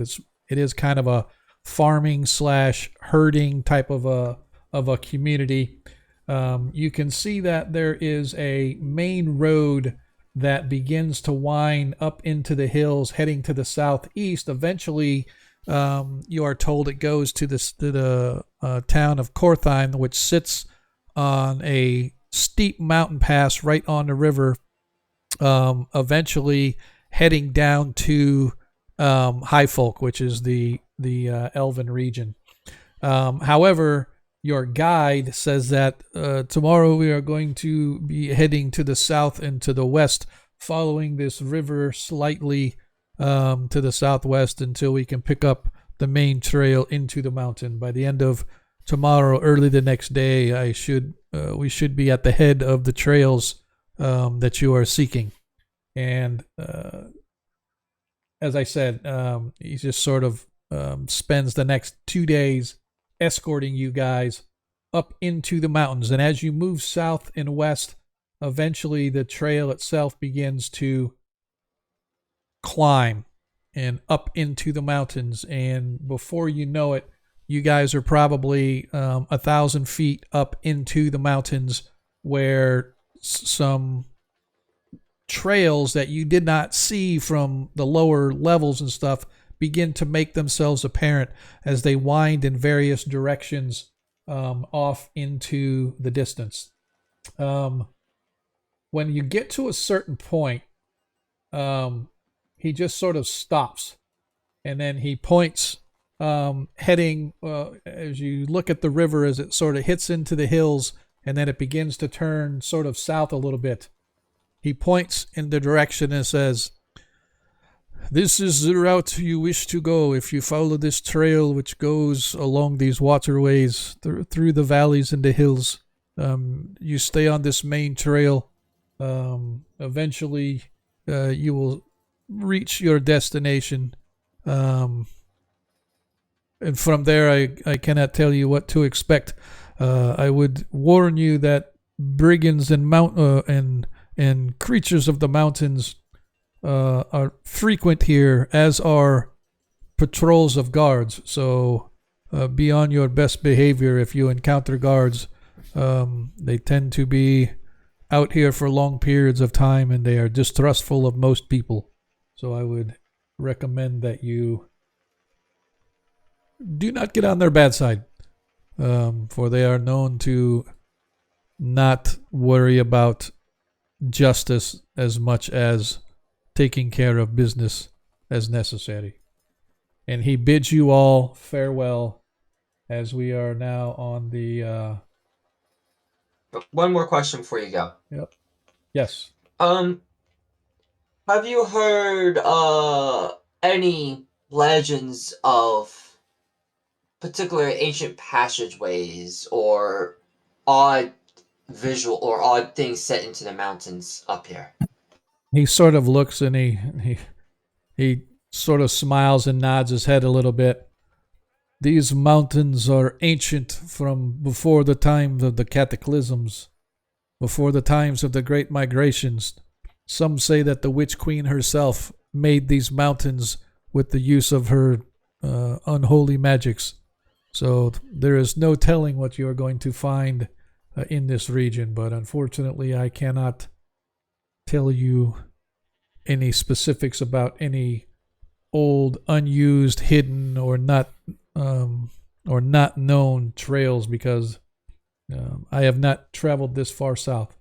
But I do know that these trails indicated on this map that you have shown me, these are probably main trails, so I would keep your eyes aware for smaller trails that may break off or branch off seemingly out of nowhere. I appreciate your aid. Thank you. Mm-hmm. And give him an extra gold. As you guys have moved yourselves into the highlands, if you will, not quite into the super high peaks, but still in the peaks nonetheless. Let me see if there's a. Your band has reached the mid foothills of the Yat Hill Mountains, and you've camped last night on the side of a narrow pathway that wends ever deeper into the mountains. Today, before you can see those grim peaks, and behind you, you watch as your guide disappears back to the north, heading back the way from which you guys came. The sun itself, the sun is just emerging over the peaks. The terrain through which you travel, you can tell, is treacherous and rocky, and it's overgrown.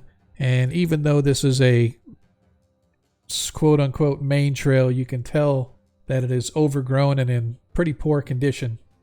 Fortunately, you guys have some pretty solid horses that are bred for the mountains and travel. They've been with you for a while, so you are definitely sure that your horses can at least manage this terrain better than some of the other lowland horses that might have been available.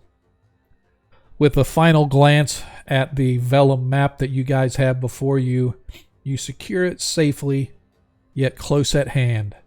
The path into the mountains to the south has not yet been touched by the sun's rays, but there's nothing else to do to proceed on your quest to find the lost caverns of the Witch Queen.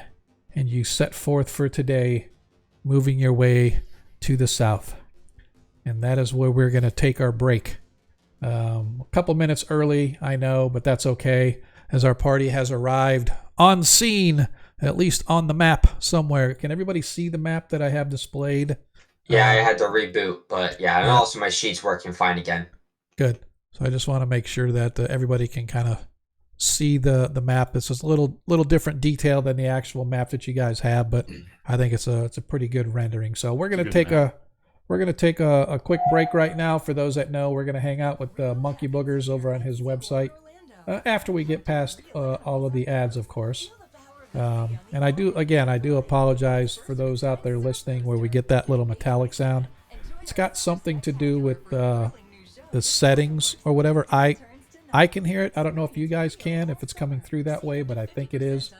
But anyway, we're going to go ahead and take this 15-minute break. Let me set our timer. Give you guys an opportunity to go out there and refresh your drinks, refresh your snacks. Make sure you're back on time. If not, that's okay. We'll just start without you. Always willing to bump somebody off as we go. Just as a quick note, also, as you guys know, each one of these hexes is 3.5 miles.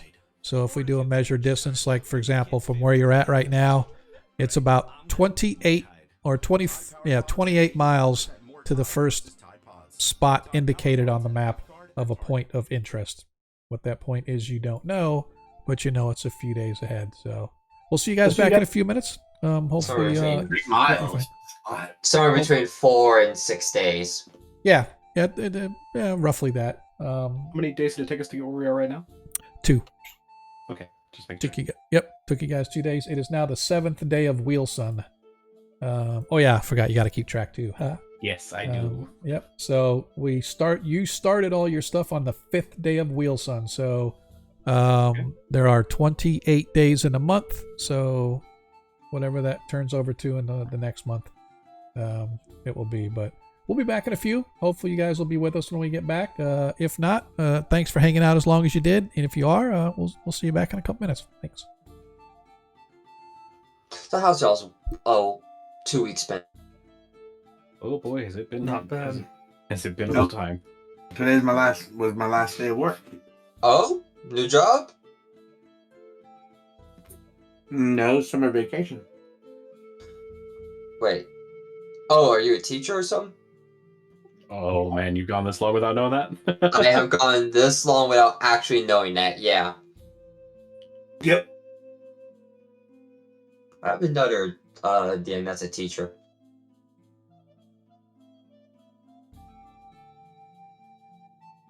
You know what? No. I did know he was a teacher. I forgot about it. I remember him mentioning something about grading papers once or twice. Yep. He's streamed on the Monday game before with a mask on because he's like doesn't want the students to find out. It's pretty great. Okay, that's why he wears the mask. Alright. The man in the map. The hideous face. So today was hilarious. I'm doing something for Bucknell University up here in PA, and the utility locator guy comes walking up and asks us how we're doing. He's like, "I'm surprised you guys are here. You weren't supposed to start until the 30th." 26th. We were supposed to be done with the job today. We're not supposed to start until the 30th. Communication is key, gentlemen. Remember, not just your field crew needs to know the proper date. So does the subcontractors that hire out to work for you. The best part is, while our direct boss sent us off to go do that, right? I guess our manager specifically. It could have been some engineer on the other building, second story or whatever, that ordered the utility location. So we had no idea what the hell went wrong. Are you working with putting up electrical poles or? No, I'm a land surveyor. Oh, land surveyor. Okay. Yeah. I've been doing that since 2015. Oh, nice. Very well. It's a very, very good job. It's reliable. It's never really gonna that, go away. I'm really glad to hear that, man. I'm trying to find something new. Well, if you don't mind working outside, like I said, it's reliable. Yeah, I know. I know. It would take a lot of money for me to work outside, to be honest. I am much more of a desk job kind of guy. The key is to find something you like and have someone pay you to do it. Yeah. If that way you find success. That's why you find success and be happy. What was that there? If you don't mind people hating you, I like being a tax auditor.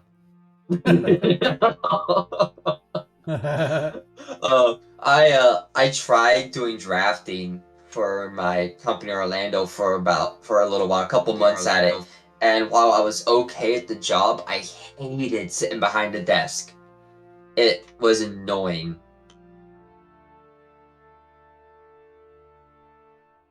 Yeah, I recognize it's not for everyone, but I do not thrive in a physical role. Let's just put it that way. Don't throw. Are you saying that as Pavisco or are you saying that as Adam? Yes. You can get crushed, fool. Vistro probably has better physical stats than I do.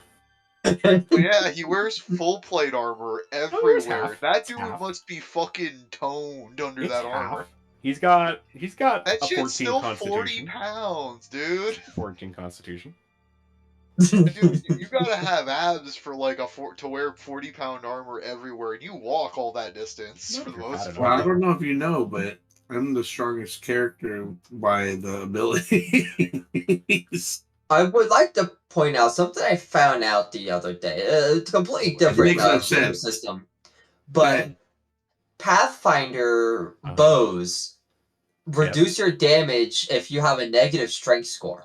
Yes, I forgot about that. Well, I mean, if you think about a warbow, they have a tremendous draw it makes rate. perfect sense. It makes perfect sense. But I completely forgot about it. So if you want to play a ranged character that uses a bow, you can't make strength a dump stat.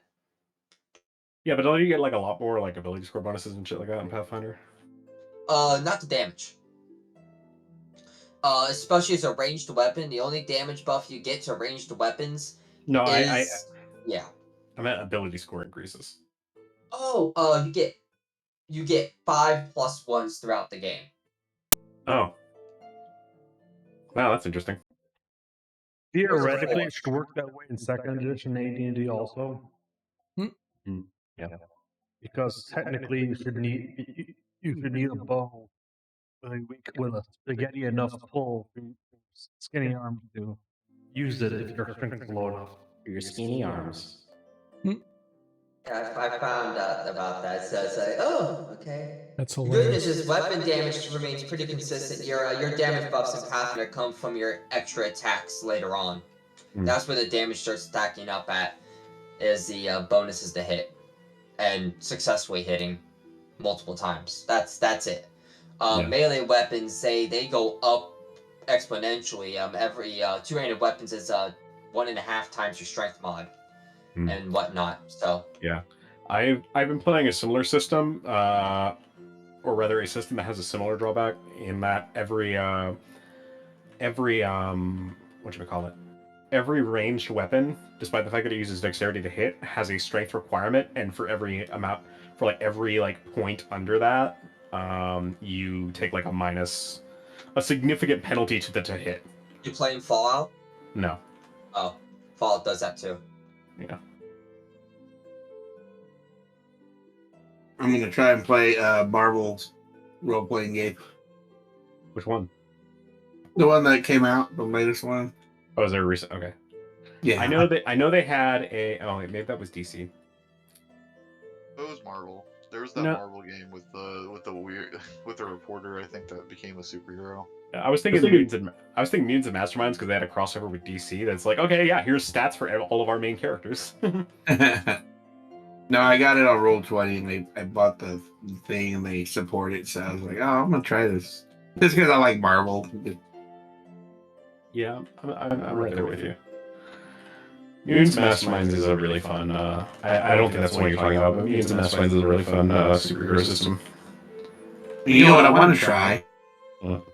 I want to try a D&D session just like the cartoon. In other words, modernized people that time warp into. Oh, you know this guy. Yeah, the time warp into the past, or the D&D realm. What were you talking about? We'll call them the metagamers. Yeah, there you go, the metagamers. They're all mutants, like X-Men. Are you talking about putting mutants into the D&D world? Or are you talking about yeah, I am. Have you not played Shadowrun? No. Wolverine wakes up and fucking Greyhawk. It's like, this is in Canada. This is in Canada. I think I got rid of the metallic sound. It took me a little bit. First time I tried it with a filter and it had sounded really bad. So for those out on the stream, I apologize. But I think now with you guys, I'm hoping that it sounds better. I don't know for sure, but people out on the stream can let us know if you can hear the players. Check, check. 1, 2, 1, 2. How we all doing tonight? Sounds much better. I don't have that metallic sound coming through my earbuds anymore, so I'm happy about that. So They're back and we get some food. All right, brother. Anybody out there on the stream listening? Can you let us know that our metallic kind of echo or metallic feedback, whatever you want to call it, go away? But in the meantime, I gotta go refresh my snack. Yeah, you're not. You actually sound good. So everyone sounds good on the stream on my end. Sweet. Woo! Sean fixed it. Great job, Sean. Knew our tech support worked out all right. You know what? Eventually, I'm gonna actually figure out what I'm doing. I get this right. That's gonna be a terrifying day. Yes, I know. When I actually know what I'm doing, crazy. All right, I gotta restock my my drink and my snack. I'll be back in a sec. Go grab your drink. Why not? Be back.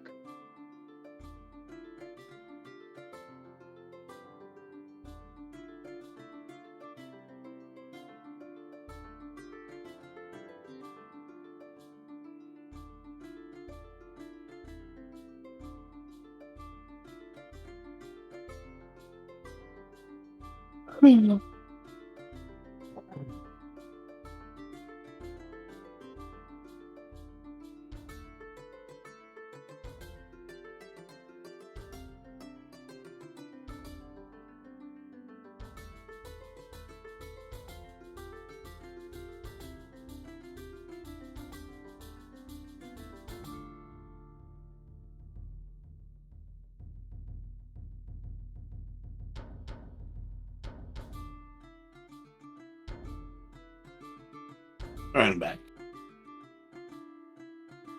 Back in my college days, some good bowl of ramen.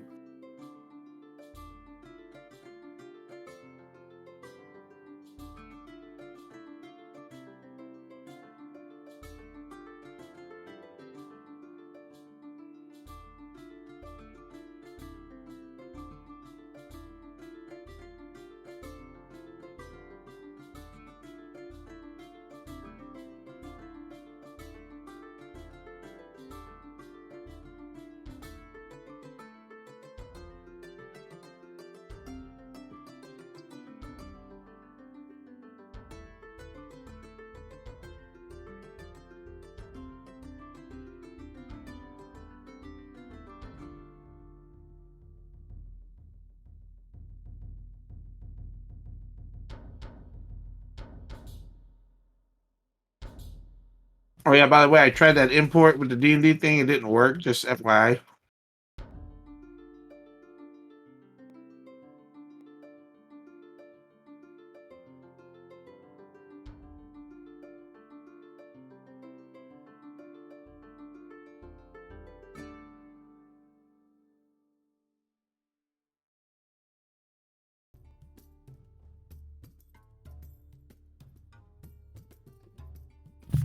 Also, did the module come out that had a lot of Ericodas and Arrow what? You know, the bird people. Aarakocras. Oh, Aarakocras. Yeah, did a module come out or adventure come out with a lot of those with those in it or something? I have no idea. So question. Sorry. I wanted to bring that. Well, you know what? We got 1 minute left. I'll bring it up as soon as our song is over. I just want to remind everybody that Lord Kazuma is in the house, so watch your language. Language? Yeah, because Jay is old school, and he doesn't like potty mouths, and so he runs the show around here, man.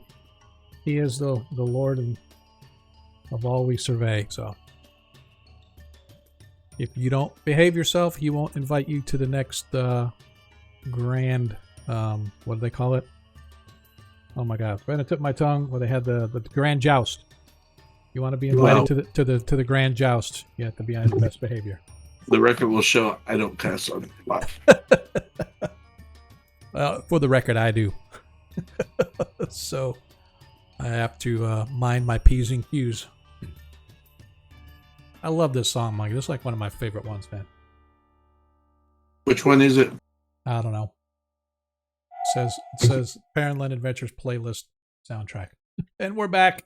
Hello, everybody. Welcome back to Parentland Adventures. See what I did there? I said Parentland, and I almost said Parentland Adventures.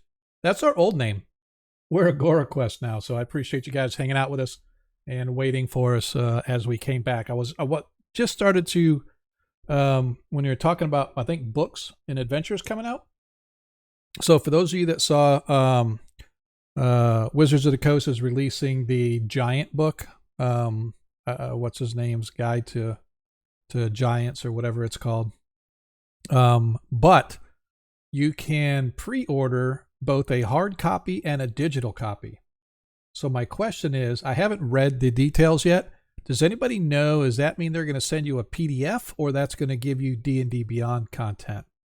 Because that's something that I have been looking forward to for a while, where if you buy a book, they should give you some kind of a code that gives you the digital content for your account as well. Does anybody know? Has anybody read that or even looked into it? You mean on D&D Beyond specifically? So yes. So that when you pre-order, right? I got an email and a link, and it takes you to Wizards of the Coast to pre-order the hard copy of the book. But they give you an option. It's like, I don't know how much more, but they give you an option to have a digital version of the book. And my question is that digital version going to be through D&D Beyond? Almost certainly, because it's almost certainly that's how they do it. Yeah, they were. Hey, that was one of the biggest things they want to do when they acquired Beyond, was to get more people to use it while still buying the physical copy.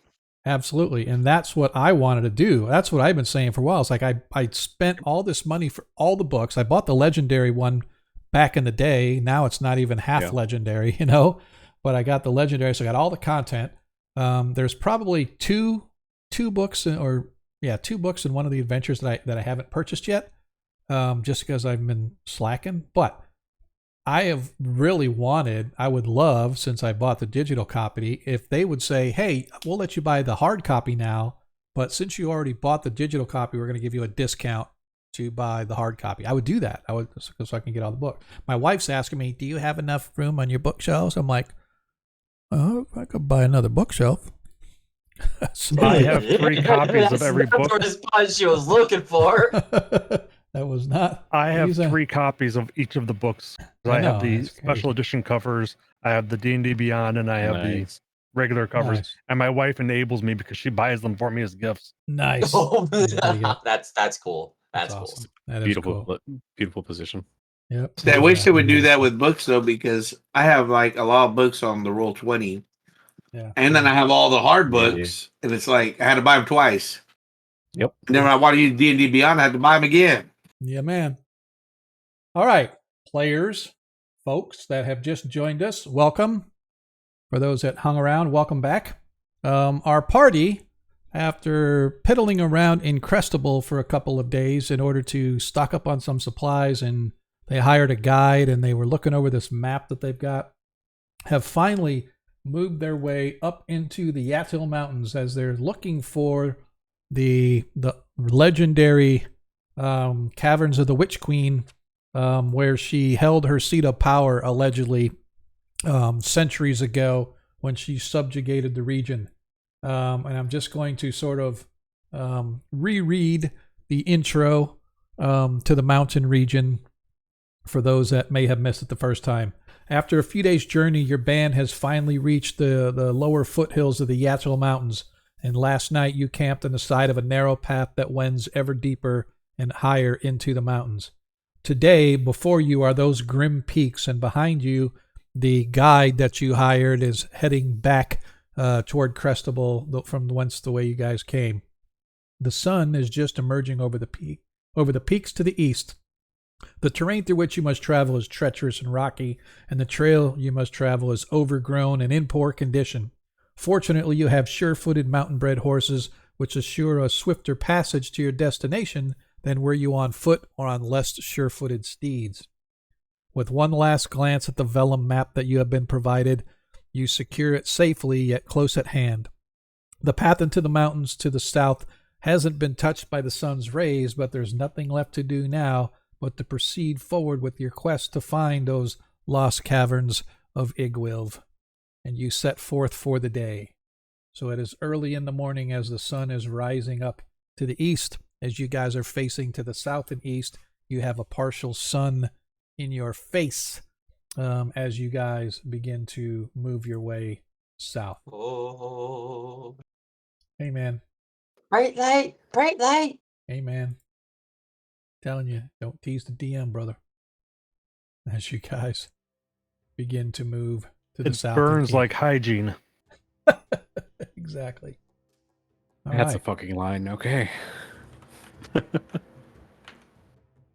All right. I don't know. Do we want to do that one? That's not really mountain travel.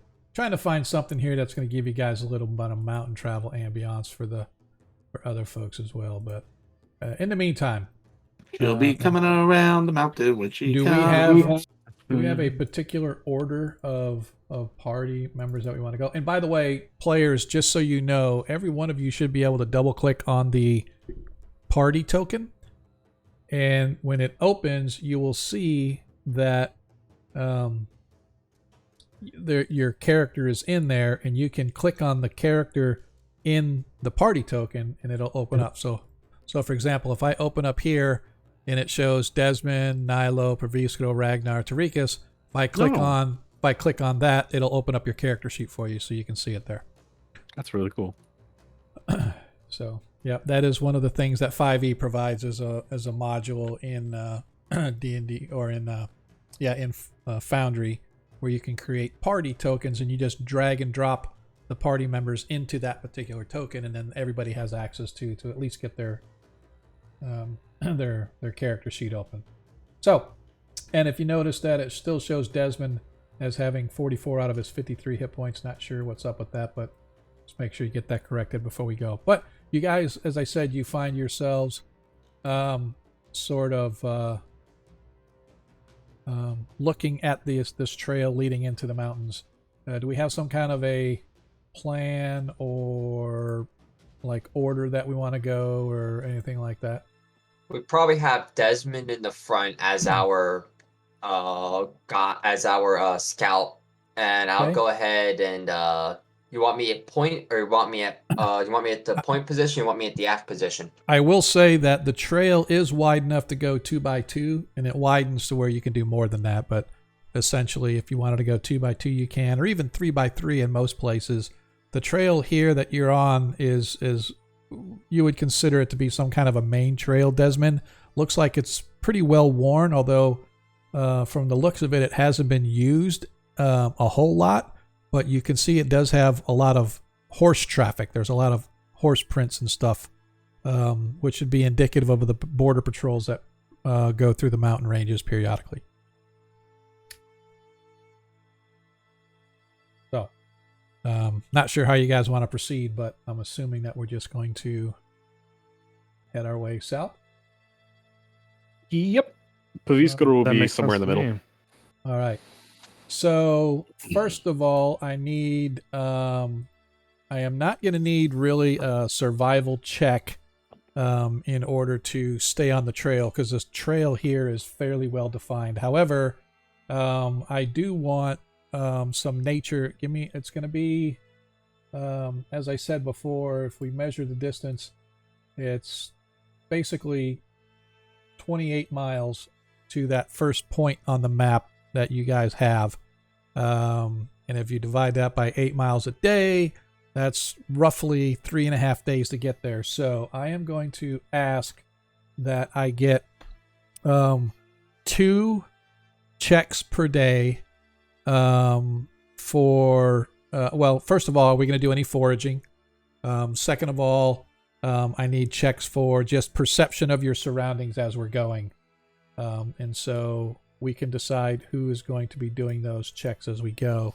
But I want 2 checks a day to do that. So first of all, Desmond, you're first. Nilo. I do want to get your guys' order, because if any encounters happen, I want to know who's where. Can I go second? Sure. So Go third. That way I'm armored and I can heal if the first guy gets hurt. I can Maricus, then Paviskro. And I'm We assuming can render him some Ragnar. aid. Yep, Ragnar, and then Nilo. I guess you're bringing up the rear. I'll bring up the rear then. All right. So we basically have our order as we go. And, of course, Desmond, you've got your 3 fellas with you and your dog. Your companions are with you guys as well as you guys move your way through the mountain. So, as I said, we're going to need, if you're going to be doing foraging checks, we need to do that. But if not, at a minimum, I need 2 perception checks per day as we move our way south. So from one person, not from the whole group? Yes, I want to do it this as a group roll. So you guys decide who is going to roll, and then one person will roll. You can have 2 different people roll for each time, but twice per day, the party is going to roll as a perception. I mean, who has our highest perception? Who would be our, Tarikas. watchkeeper? I have a 5. Okay, that's a pretty good bonus. Mine is perception, you said? Yep. Yeah. Mine is a 17. I'm sorry, you have a plus 17? Oh, do you have alert? I have +7 wisdom Oh, no, got it. modifier. You don't have a plus 7 wisdom modifier. Yeah, you beat me. Okay. And I guess I'm specialized in it because I guess I don't know. You have the plus 4 and the plus 4 and the plus 3. Yep. We can look and see. Tarikas's perception is a +7. So, looks like he has +4 from his wisdom, and then Plus 3 from proficiency. +3 from proficiency. Yep. So do we want to have Tarikas do the perception checks then? Okay. Are you guys going? I'm assuming yes. All right. So Tarikas, go ahead and give me your first of the perception checks. Now you know what's gonna happen, right? You're gonna. That's what I'm hoping. I know you are, little rascal. Nice. The opposite. All right. Go ahead and give me your second perception check. Come on, perception, baby. All right. The first day you guys travel, your 8 miles as you begin to settle in as the trail begins to slowly wind up into the hills. Again, are we going to be doing any foraging as we go? Because if not, I need you guys all to remove 1 day of food from your rations, please. Paviskro will not. That is not something he's particularly good at. Right. How about we ask the Wilderman? I'll do it. Does anyone have the Outlander background? I think he actually does, don't you? No, I have the haunted one. Ah. You have the haunted one, really? Yes. Yep. People like to help him. He looks sad. All right. I could cast locate object to find food, right? I'll do a survival check, I assume. I mean, do I get any bonuses because it's mountain terrain? Yes, you get advantage because you are foraging in your specialized terrain. So as you go through the search, you find that this place is not very. At least at the entry here, there's not a lot of plants. There's not a lot of water. Well, there's a little bit of water in the sense that there's the streams and stuff like that, but it's not very abundant. And unfortunately, as you spend your time doing foraging, you don't find enough to feed anybody today. So the first day, then I will come back with a good berry. Okay. As he comes back, he's like, "Look what I found," and he's got 6. These berries are pretty good. You always seem to find them. What are they called? They're good. That's what they are. Aren't they horrible? They're very good. It tastes like Nilo's cooking. Okay, Tarikas, you need to do not quit your day job, and Ragnar, you need to eat this lovely little purple berry over here. Has a pretty white flower on it. Oh. All right. Don't give me the shits. I just took a sip of my drink and will spit it out. All right. So you guys have traveled. So you've traveled one day. It is now the 8th day of Wheelsun in the common year 586. As you guys continue moving your way south. So are you giving everybody a good berry? So you don't have to waste. Okay. So make sure you deduct 6 or 8 good berries from your the spell makes 10 supply. The spell makes 10, I think. So go ahead and take the 8 away, so that we can keep control of that as you guys continue to move. Go ahead and give me 2 perception checks for the next day. Okay, and I have a question. Can we take those good berries and make a good berry drink, and that way it won't go away? A good berry drink? What do you mean? No, Like put it in water. I see what you're saying. Like herbal. Yeah, no, you have to. You can make water out of it, but you'd have to drink the entire thing of water in order for it to take effect. I thought he was asking if you can make the good berry into a smoothie, and I'm like, yes. Well, of course you can. It'll expire in at 24 hours, but you can do that. Well, I'm just saying to get the full effect. I'm not aware of any smoothie that survives after 24 hours. Yeah, exactly. Monkey was saying make it last, and I'm just like, All right, Tarikas, go ahead. All right. Once again, as you guys move up higher into the mountains, it's still relatively warm, although it's beginning to get a little cooler at night. And you guys find nothing, you spy nothing as you move. If you're going to do foraging, go ahead and give me a foraging check. It is DC 15 for this region right now. Anybody do that, or just him? Well, anybody really can do the foraging, but you guys were relying on the ranger because he's the woodsman. So I will try this again then. I was gonna say if you want to. All right. Today is a better day as you find some clean, fresh water, some berries, some herbs, as well as you bag a couple of rabbits in order to help stock up your supply, providing everybody with a hearty meal. Be very, very quiet. We're hunting rabbits. Go ahead and give me, as you move into the next day, go ahead and give me another set. 2 more, yep. Oh, that was close. Yeah. All right. As you guys are moving toward the end of the day, you actually spot something, Tarikas, as you guys are moving. Desmond is off foraging a little bit, and you sort of see a little trail leading off to the right. And as you kind of move up, you can see there is some kind of a cave just off to the south and the west of your current location, Tarikas. Looks like there's a bunch of bushes and shrubs and everything growing that are partially blocking this cave entrance, but a cave entrance it is. Hey, guys. There's a cave over here I found. That's some good news. I'm just curious. It seems to be hidden. It's not too hidden now, is it? Well, I'm just saying we should be cautious. Alright, well, this is the best lead we've had. It's in the right area, is it not? It is. It is near the area where it's indicated on the map, anyway. What y'all think? Let's want to go poke the cave, see what's in there? Okay, yeah, sure. You want to go take your pole and shove it in the cave? Go ahead. Of course, we're gonna do that first. She's gonna take her pole and shove it in the cave first. Hang on just a second, please.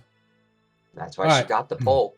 As you begin to move into this area where the cave is, it's probably, I don't know, not even 100 feet in this little fissure, this crack or whatever you want to call it, in the side of a little cliff face that kind of is rising up before you guys. You can see that there is what looks to be a bunch of logs and stuff sort of stacked to make a makeshift staircase that lead up into the cave. And as you start approaching, you can see this dirty, gaunt figure of a man sort of come up and stand toward the edge, and he's wearing this tattered cloak that's wrapped around him. He has no clothes on except this soiled loincloth that sort of tatters in front of him and in back. His hair is long and straggly, and his beard is as long as and straggly as his hair. He has these rough leggings sort of strapped with lace strap or leather straps around his leg to tie these leather pieces in place in a makeshift kind of a boot. And he's got worn sandals that look to be broken and cracked at his feet. And as he sees you, he screams out, "Hey, I don't want that. I don't want that. What? Go away. I don't want that."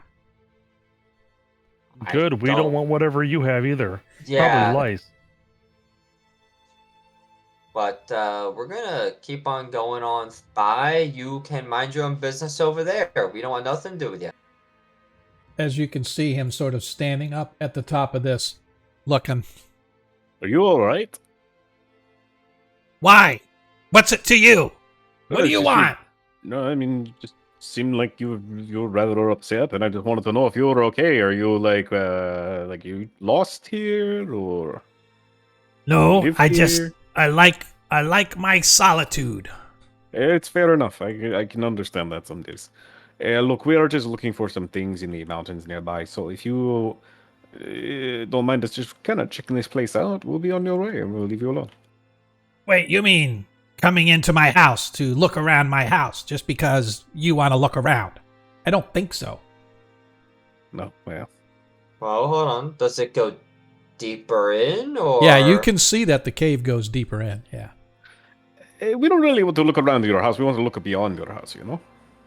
Well, what are you looking for? Maybe I can help so you can stop bothering me. It's classified information. Okay. Have a nice day.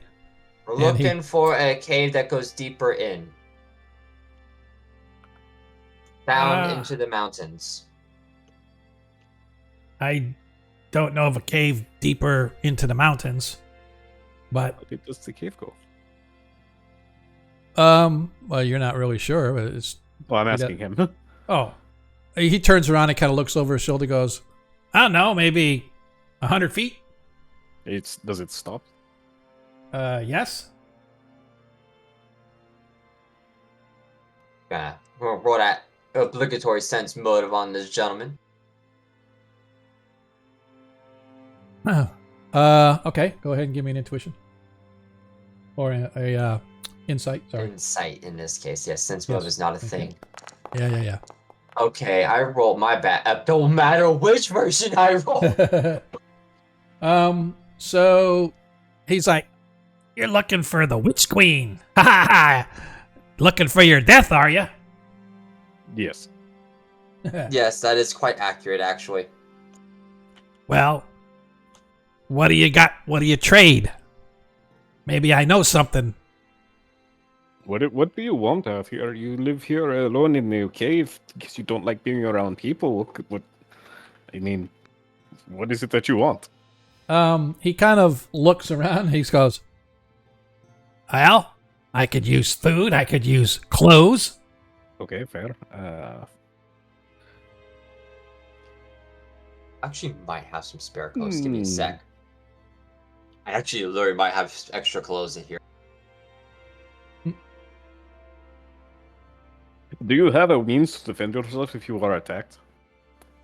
He just sort of laughs. Yes. Sorry, I had something. I thought I had a. Sorry. I feel bad now because there's something that I thought I printed out, but I didn't. And it has some details about this guy that I didn't. I do actually have spare clothing. Oh. What the heck? That is loud. Yeah, it is. Where'd that come from? Let's go turn that down. Yep. Alright. I'm gonna like, oh, hold on a minute. I turn around my saddle and I grab something out of a pouch and I pull out a square folded stack of clothing. I have some old clothing here. It might be a little big, a little small, don't know. Depends on your own size, but you can have these if you like. I need to Again, I do apologize.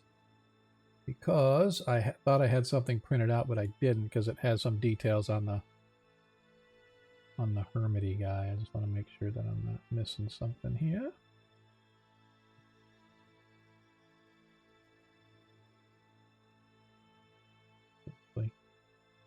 You make me go all the way to the bottom to find it, isn't it? I'm sorry. I'm once again on. Oh, don't worry. This is normal, Sean. We're used to it. Yep. All right, so I'm going to try to copy this. And can I copy? Yes, copy. And I wonder if it'll let me. I don't know. I've never tried this. I may have to just create an image and upload it, but I'm going to try to paste it right into the stream. So he actually turns and says, "Okay, follow me," and he turns and heads back into his cave. All right. She's going to dismount and follow him in. You guys want to follow him in? Or... All right. Let's go. So you guys walk in and you can see it actually is a rather large cave on the inside. It does go back, a couple 100 feet, give or take, I guess. But I am going to try to post a journal here. Can I cast a light spell? Sure. There is some light on the inside. If there isn't any, I can light it up for you. Okay.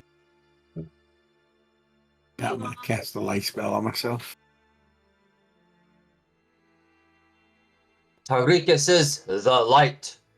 All right, I apologize. It's gonna take me a second here. I have to create an image and upload it. It won't let me paste an actual image in there. I hate it. Just put it in Discord. Well, yeah, but I want other The people to folks see. too. Fair. I want the folks to see. So save that there. I'm going to upload this image. It'll only take me a second, but again, I thought I had it, but apparently I didn't. And edit image source. We're going to upload.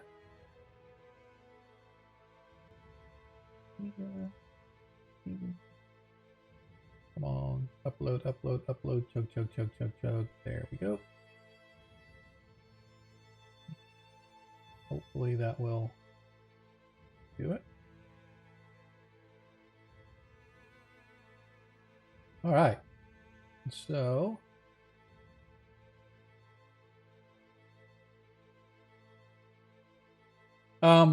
anyway, you guys can go ahead and walk your way and put yourselves all the way in before I actually kind of show this. As you guys come inside, you can see that he has this place set up fairly well. Let me zoom out a little so people can see. He has like a little bit of a water sort of dripping through, creating this pool. He has a place with which he can sleep and eat. So it looks like he has been here for quite some time. I'm gonna create a little bit of a light here just for everybody so you can see. Here.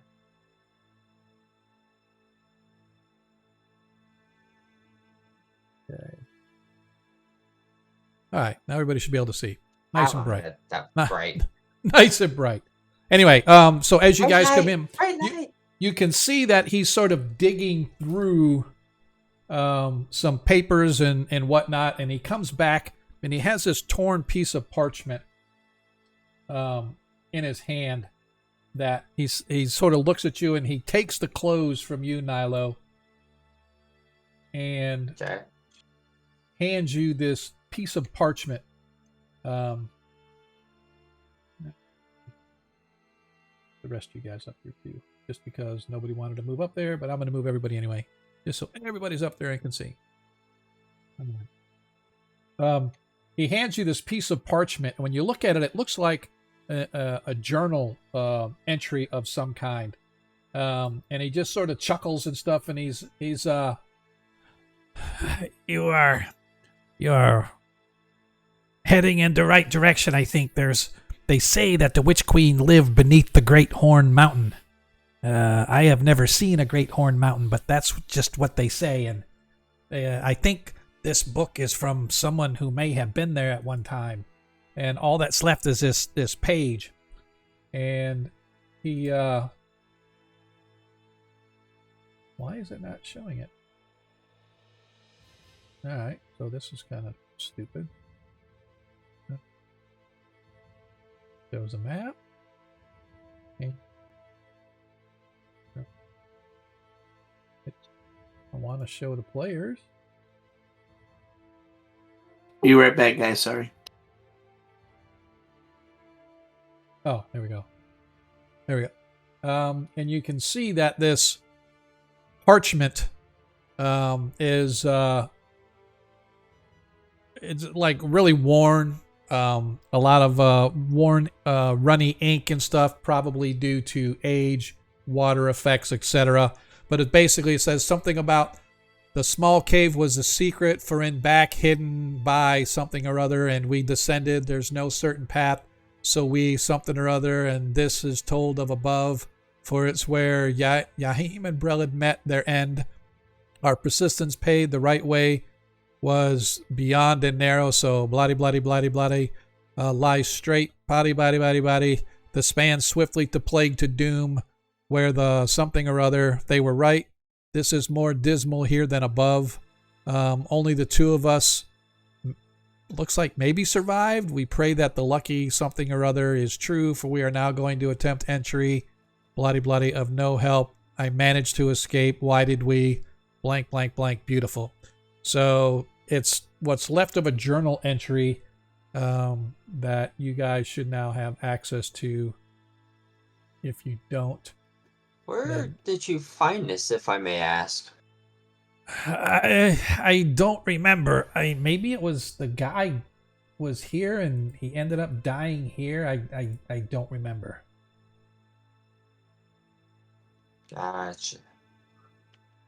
How often do you travel this area? I just live around here, living my life. I stay here. So, but if I've read this like over and over, so it looks like the Witch Queen's lair is 2 levels. So you can see it says up above. He says something about up above, so that must have been there down below. So probably 2 levels to wherever she's at, but nobody ever comes back. I don't know how this guy survived, but the rumors are nobody. Apparently he didn't. Yeah. So Oh. when she was here, they say that her caverns were hundreds and hundreds of troops and friends and coming in and out all the time. So I imagine it was busy at one time, but it's long since lost. So the way is probably hidden by some secret trails somewhere in the mountains that are long lost. Pavisco, to move large troops, the trail itself would have to still be quite large, yeah? You define large, like long? I mean, you could theoretically Wide. you could have a lot of people move through a very narrow passageway. It would be a very bad idea, but you could do it. So any hidden entrance would either be like magic or, you know, Or a great feat of engineering, or maybe maybe there's not a hidden trail. There's no Hey, way to know. Sean, Mm-hmm.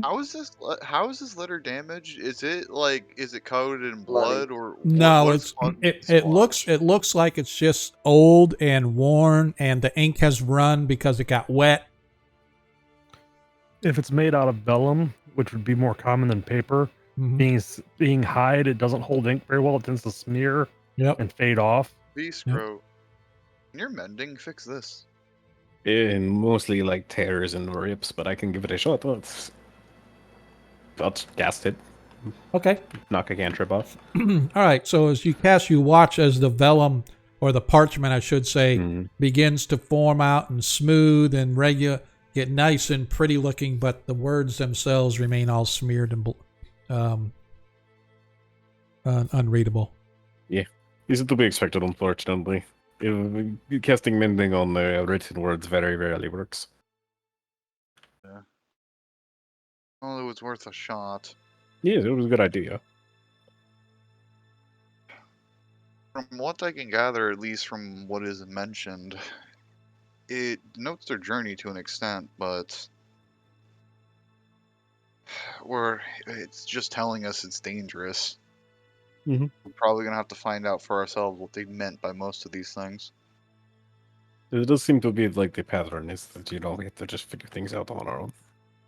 Yeah. On the bright side, if there was foot traffic going through here, we should be able to figure out just by where the metal boots they were wearing would have dented into the ground. Trails like that would have faded by time. Yeah, you got to remember, Igwil, it's been hundreds of years since she's been around. While the trail itself might persist, it's definitely going to be overgrown. There's going to be rocks falling in the area. The difference is, in order for armies to move through, it would have to be generally have to be a wide path. Yes. It's a lot harder to hide something like that, so chances are it would be easy to follow once we found it. It's more so, which direction is it? Well, let's go see at least what we're dealing with first. Okay. I have opened it up so you guys can look at the map or the journal entry anytime you want. It's underneath the journals. There's one wilderness is for the map, and then the journal underneath journals is the actual verbiage on that. So, all right. So the hermit takes the clothes from you. You wouldn't happen to have any food, would you? Sometimes it's kind of hard to forage, especially on my own. So, be Here, great. you can have pretty sure we have one of his rations. Okay. I'll give him a week of mine. Ooh. Okay, Give them a week of mine as well. Oh. Well, shit. Apparently, we are being very generous today. Here's 6 more. I'm not going to be outdone. Gave this man a month of rations. All right. Shit, help, guys. sir. You're gonna make me cry. Shit. Exceptionally helpful for us. Just remember, look for the Horn Mountain. For near the Horn Mountain and beneath the Horn Mountain, they say is where Igwil's lair lay. So just beware. One more question before we go. Mm-hmm. Have you seen any particularly large or dangerous critters out here? Yes, my friends. You should watch out for Volt. She is not a nice creature. Can you describe Volt for us? Yes, she is about 70 feet long, big blue leathery wings, and a voice that will light up your life. Oh, that kind of Volt. Yes. Yes. Another one! What is that? It's a blue dragon. Oh. Oh. Oh. Don't worry, Pavisco, you've already pissed Though off I will one. tell you. What's another? And she pats him on the back. Though I will tell you that she only comes rarely to eat, and she has not been seen a while, so her time is coming. So just watch the skies while you watch the ground. Okay, thank you. Mm-hmm. Yeah, shall we move on? Okay. All right. So, having spent a little bit of time with this man, this hermit, I should say it's about midday on the 9th day of, and you don't have to worry about actually. Why does it keep saying I don't We'll have send permission? You know something that's interesting. I don't. It's sometimes it's like it doesn't realize who you are, and it doesn't know. Oh, there's no token with you that's assigned to you, right? You have to be the owner of a token that's on the map, and if you don't, then sometimes it'll say, "Oh, you don't have rights." So I don't know. But that being said, as you guys exit out, You spend the remainder of the day going the last little bit of mileage, following the. That's weird. Why didn't it? Following. Hello. Why is it not moving? Try this again. Here we go. The last few bits of or miles or so as you guys travel. Again, nothing transpires during the night as you guys move your way into the next day. Getting up early. Fortunately for you, the heat is staved off a little bit by the fact that a light rain begins to fall early in the morning as you begin to move your way south. Go ahead go ahead. I'd like to ask my companion something while we're traveling. Yes. So if we encounter this dragon, Volt, we fighting or running? It depends, Depends on how big it actually is. All right. So If what's if the it's a- threshold like? Well, if it's bigger than a house, I mean, I mean, you need to be more specific. Like, how big is a house in your mind? You know? I I don't know, I, I Bistro. It's a think bit difficult to give you good measurements right now. I got a Alright. feeling that we don't want to fight any dragon right now, especially when it's been here a while. If it's only been here for as long as that man has been alive, then it's probably, maybe a little bit bigger than an elephant, but we could probably take one. He said it was 15 feet long. No. 15 no, feet no, long? No. Oh. No, he said 50 some feet long. 50 feet long. 50 something feet long. Can I? I thought you said 70. Well, That's 70, 50, 70, whichever, yeah. Can I make an Arcana check to Or see would it be a nature check? to get kind of an it's up to you, DM. Nature. Can I make Nature check. Nature? Oh. Okay. Because I just kind of want to get like, an that could idea be, of like, the power level Sean, of not this gonna dragon. lie, if we're judging this by crocodile standards, because you're in Florida, that could be a normal male crocodile, or that could be an ancient male crocodile. Oh no! Sadly, that is accurate. Shit, we're in Florida. Fuck. Or maybe he has long hair. Who's 22? Then I'd be more scared of the old man because he might be So, some psycho He on could- bath salts that wants to see That- my face. as he the old man could be the dragon. All right, guys. as he described it, the fact that so she's obviously female, you know that females tend to be a little more aggressive, because they have that nurturing, protect everything aspect. The fact that she's a blue dragon means she probably already started with a nasty disposition. But in a general sense, dragons that get over 50 to 60 feet long are probably of the old variety, or adult variety, I mean. Adult. Okay. But she could be small for her age. Don't. What do you think? I think maybe you guys are right. Uh, I was thinking this one was a bit younger, but now that you remind me of the size. Pavisco, ready to piss off another dragon? CR 13-ish. If I would like to finish this first, and if I finish this, and if I'm well rested, then I would be willing to make it a test subject. Yes. For the viewers at home, to realize how dangerous this situation is, dragons have a burrowing speed, so they can go anywhere Yep. here. Yep. Okay. So I as did you not guys consider that. as you guys work your way for the next day, Dorikas, go ahead and give me two I'll more give you another perception checks. You're doing excellent work, Nilo. This is coming along swimmingly. Yes. Hey, Sean. Yes, sir. I have a button to update my token because it's still set to level 6, but I've updated the sheet in D&D Really? Beyond. Really? Yeah, it's still set to 6, but I have it updated to 7. I don't know why it's not updated here. All right. Pavisco. Yeah, You probably say just made good it job. She I- has the parchment. She has a bit of parchment in front of her, and she's slapping magical paint across the parchment to set up the next set of seals or something on it. All right. I'm giving it a whirl right now just to see. Poof. There we go. Check your token There we now. go. It's updated. All right. Yep. All right. So as you guys are, I need somebody to please, if you would,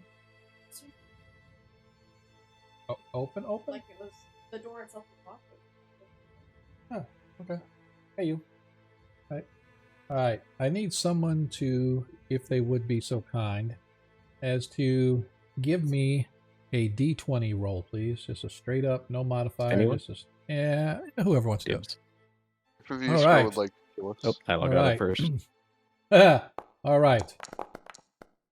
That's You guys are moving around and you're sort of enjoying this light rain, even though it's not like the best situation as you're up higher into the mountains and it is a little bit cooler. The rain itself kind of carries away a little bit of the heat.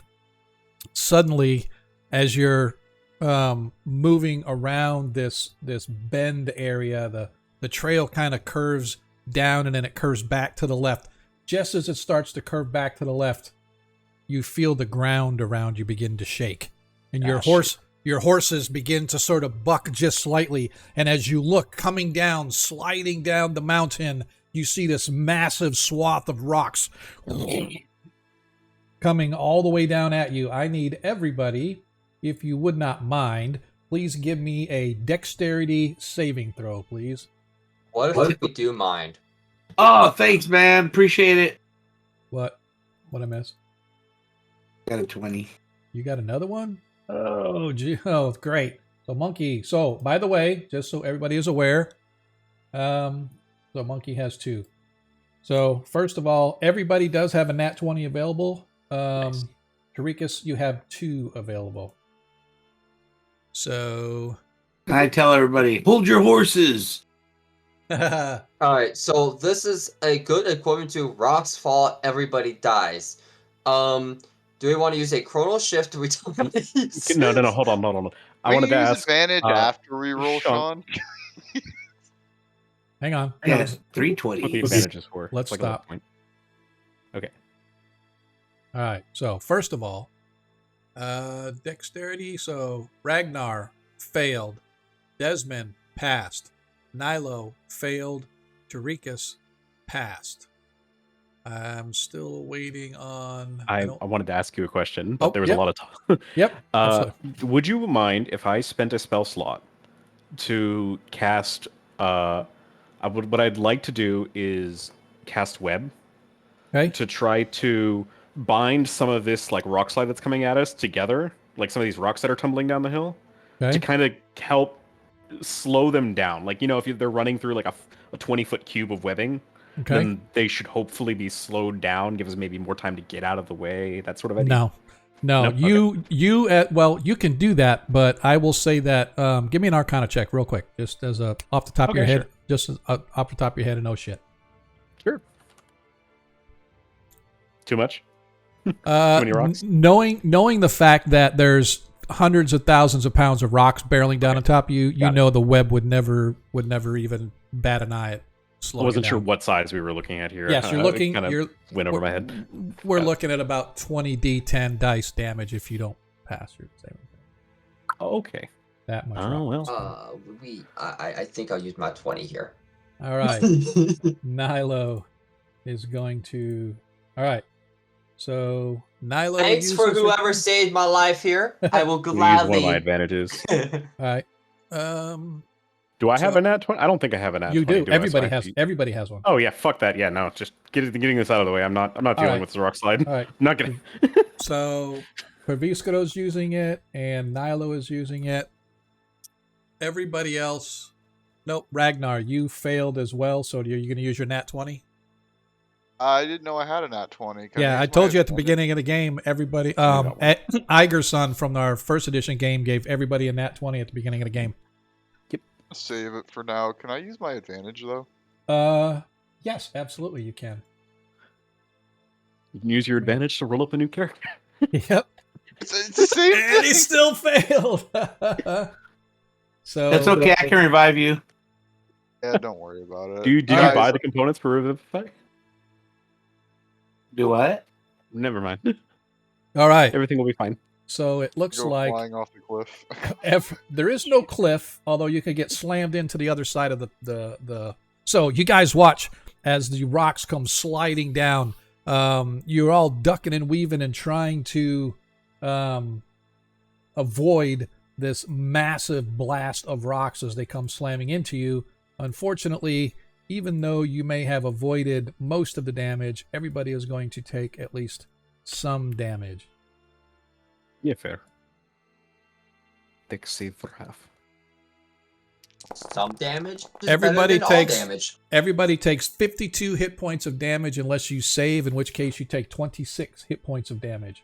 So Ragnar, you suffer 52 hit points of bludgeoning damage as you get slammed by these tons of rocks. I need also, if you would not mind, first of all, your dog has been lost because your dog, actually, all of your guys have been killed by the rock slide because none of them have more than 26 hit points. Yep. I am not surprised. This is the bad downside of having hired help Yep. when the AoE spells come at raining. They've only All got right. like 12 each. So all of your guys, as well as Natasha, your dog, have been lost and buried under the avalanche. If Perviskro, if you and Nilo could give me saving throws for your familiars, I am going to say that if they make their saving throw, they were able to fly up out of the way before a rock slammed into them, so they would take no damage. I think it's a bit of a. I don't. Okay. Well, I would have figured my familiar would have been flying around, kind of, to be honest. Well, that's fine. That's fine. There was nothing ever said about it, so I always assumed the familiar's kind of riding like on your shoulder or sitting on your head or something like that. In general, it's my practice. Like every time we've traveled, to kind of have the familiar like flying overhead for That's fine. aerial purposes. Okay, that's fine. I can dig that. It's absolutely fine. Nilo? In town, same day. I'm almost always usually saying it's flying overhead whenever I actively talk about it. Okay. That's in fine. general, though, in town and in combat, it's right next to us. Right. But when we're just traveling, it's up high. Oh, I just realized something. So all our horses are dead, aren't they, Sean? No, right. No, you guys are. They would get hit with rocks too. You know, I'm actually kind of thinking about that, but I am just gonna say no. If you guys survive, then your horses survive. So that's just how I'm gonna roll with that. I wanted to double check that. 'Cause I'm Appreciate pretty that. certain the horse has like 15 HP, so like all of our horses are dead. It's all right, Ragnar. Don't worry, Spartan. Horses are fine. They're still alive. I would like to cast Spare the Dying on the dogs. There's only one dog. Not on the people. There's only one Everybody dog. survived. Jesus Christ! Everybody survived, right? No. Monkey. 3 of the hirelings are dead. Oh, okay. I want to cast Spare the Dead. Hang on a sec. Spare the Dying only stops them from dying if they're bleeding out, not if they're dead. No, it says you touch a living creature that has 0 hit points. No, they They have. don't have zero becomes- hit points. The They're dead. creature becomes stable. Yeah, no, They don't they're- have 0 hit points. They're dead. Yeah, no, this is one of those cases where they only had like 12 hit points and they took 50 some hit points each, so they went like well over the insta kill range. Even if they only took 26, they still went over the insta kill. So they all took more than double their normal hit point damage, right? So they went from max hit points to max hit points the other direction. So the Spare the Dying wouldn't save them. It was an insta kill. Plus, go ahead. Sorry, I was. Okay, well, just for future reference, what would be like what's not insta kill or whatever? What would that spell work? If you're rolling for saving throws, then you can use that. Yeah, if you so- were just dead, you were dead. Yeah, if you're allowed to have some sort of a death saving throw, like you said, right? If you're in that situation where, hey, give me a death saving throw this round, give me another death saving, then that would be the case. But in this case, they were literally, they don't even get a death saving throw because it was like an insta kill. Okay. So On the bright side, boys, meat's back on the menu because their horses died. They didn't have horses. Yes, they I did. thought they did. Oh, Yeah, they no. did? Oh, my Yeah, bad. no, because Desmond is a great boss, and he bought all of them all their own gear and paid for them well and stuff. So The horse I'm might be going contaminated to- because it'd be so obliterated. You probably couldn't find any meat. It's got poop in it. Despite my Fair, it's been injuries, tenderized. I am going to do my best to either give proper burial or observances. okay, To be fair, they're already buried. Hey, don't For no, using no, no. or along the lines of the old faith. Spartan! I have I'm to gonna go do back to divinity this. too. I've got to Okay. go back on this. Hold on. I'm gonna cast Molder to just like create Great. graves for these people. okay. Each casting is a 5-foot cube, so it should be fairly easy Oh, yeah. work. Yeah. And yeah, help him with just follow Go- his lead. Go ahead and Whatever that remove. Go ahead and remove the spell slots. I've removed the cantrips. Yes. Okay. Oh, they're cantrips. Okay. Yes. As you do that, and Tarikas helps out with his divinity. No, I'm gonna do it's called let me see here. Prayer of Healing, I think. Where everyone gets a buttload of hit points. Oh, okay. Go ahead and cast on everybody.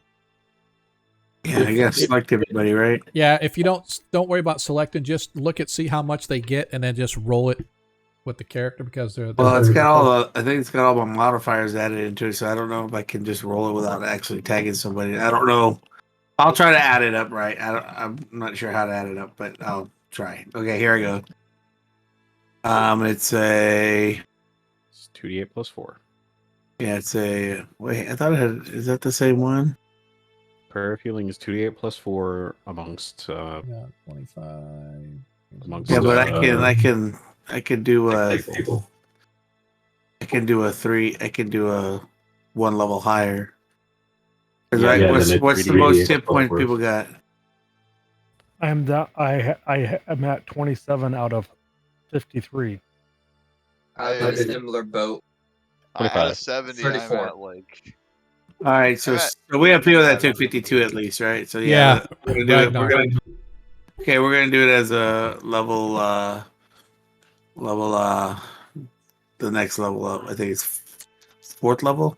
It's a 2nd level spell. If you level it up to 3, then it would be 3d8 plus 4. If you level it up to 4, it'll be 4d8 plus 4. Your choice.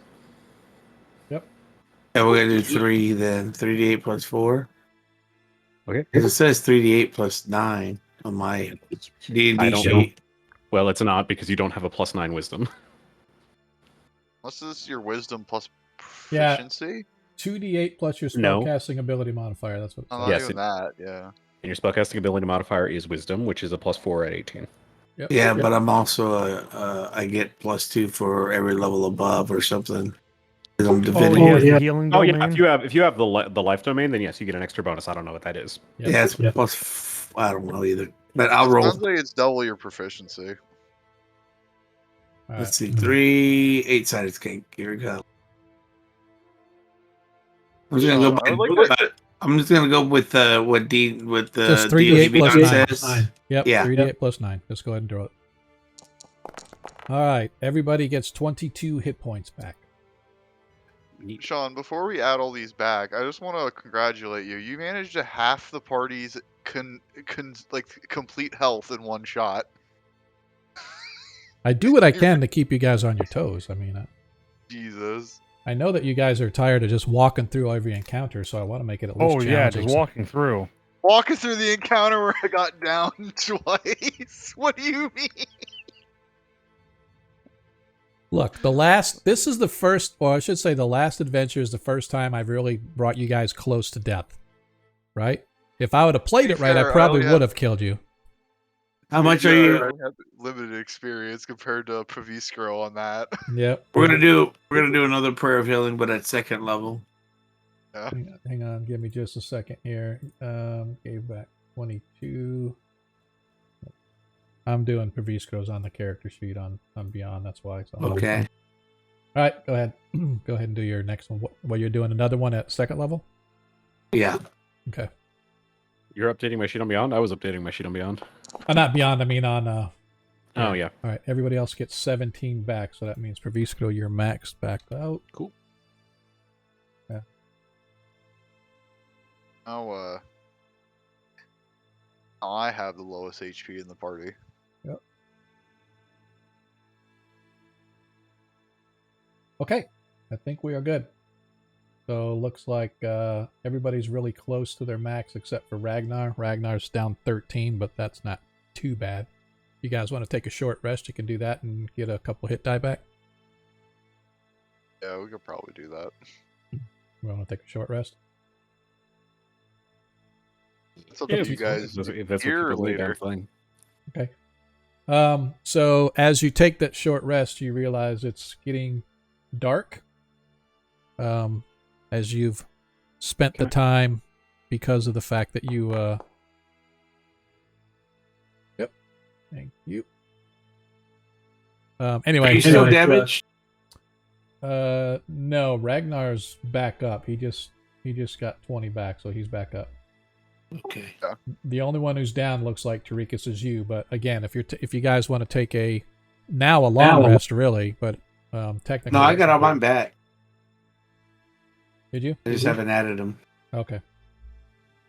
I haven't Right, added the 230, whatever it was. got Because you, I I took got you. half of that, you said, 50, Yeah, whatever it was. Yep, you did. All right, so essentially, you guys got to move about half a day's travel when the avalanche hit. You spent the rest of the day sort of burying the dead, cleaning things up, taking stock of where you are, and then taking a bit of a rest as the sun is now beginning to set. So you could technically go right into a long rest if you wanted to, instead of taking that as a short rest. You already got your hit points back, so you're good there.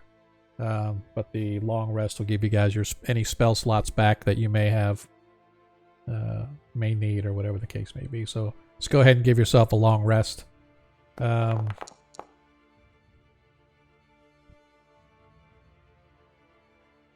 As we now move into 11th day of Wheelsun. Wilson! As you guys break camp and the rain begins to fall, you see the thick, dark clouds thunderclapping in the early morning as the torrential rains begin moving in your direction, moving from sort of from the east, moving over the top of you, heading out to the west in that direction. Not going to be a fun day as the clouds are thick and dark, but it doesn't. Fortunately, the trail itself is still in good enough shape that you guys can continue to move in that direction.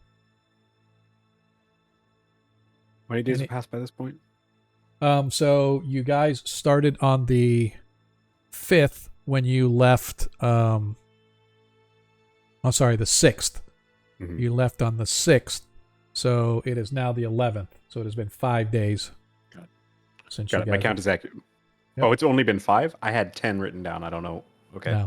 No. 5 Got days. it. I must have. Okay. Were you doubling every day because I was helping you? No, because No, I'm not. No, I'm counting days worked to 25 instead of 50, instead of Okay. doubling every day. 8. Let's see. Got it. I thought we had traveled for more. My bad.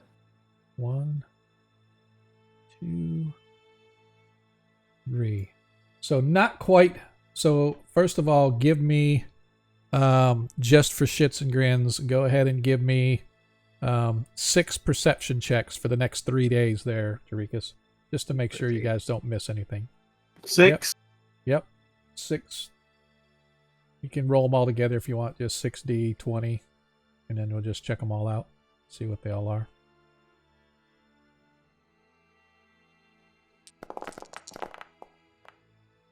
Alright, so, yep. Really nothing different or out of the ordinary occurs for you guys as you continue to move your way down. On the 14th day of Wheelsun, which is the, which is 3 days later, as you guys are moving, Tarikas, you find that there is a split in the trail, you guys, not Tarikas necessarily, but Tarikas's sharp eyes are the first ones to see it, and your eagle relays it back to you as well. You hit literally a T-type crossing. The main trail that you guys can see is actually hang on a second. I have to look at something again. Apologize. You guys can see that the main trail splits. One going sort of northeasterly, another one almost due south.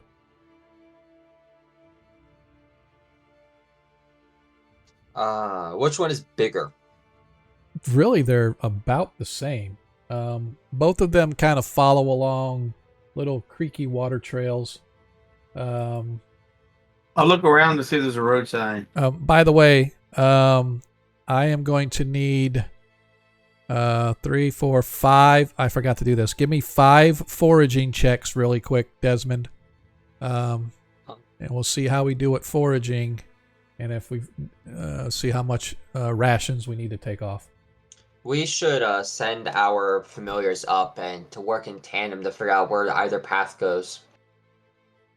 3, What do you think, Puppy Scrub? 4, 5. All right, everybody needs to take off 1 day of rations because only 1 day you were not able to forage. I know you could do, unless you want to do the good berry thing, which is fine too, however you want to do it. I'll do the good berry thing. Okay. That's right, Desmond. You do the good thing. We need to make sure. We need to make sure to have good berry in case Desmond dies at some point in this journey. I feel like the rations are more so like if the good berry caster dies, because that could be very bad. There's 2 good reasons to always carry rations at a party. 1, in case the person that can supply the food disappears. 2, in case you run into starving people on the road, which happens really often. Yeah, shockingly often. Yes. Yeah, I think Monkey can also create food and water after a long rest. So. Yeah, but it's like a 3rd level spell, I think. Yeah, I'm not saying it's a good idea, but like if one person dies and we're starving, we still have him. We'll be the breadwinner then. Alright, you agree with my concept to send the 2 familiars out, scout from above, and... To whatever degree that assists, sure.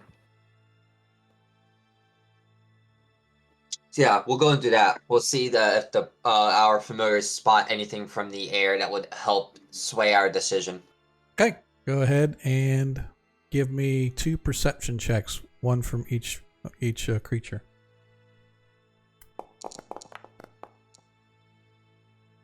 Raldo. Mine real quick. Yep. He looks so adorable. Mm-hmm. So neither Raldo nor the eagle see anything because for as far as the eye can see, they see nothing but these trails of mountains. So neither one looks good or bad in either way. Got to remember, each one of these hexes is 3.5 miles. So even looking at your map, theoretically, it's 17 miles to the next intersection of whatever. Are there any stone piles nearby that might indicate Nothing. a traveled way? Nothing.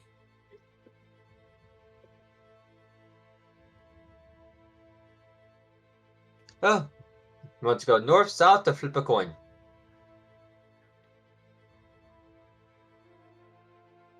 I mean, judging by the map that we have, the one to the north leads to that section number 5.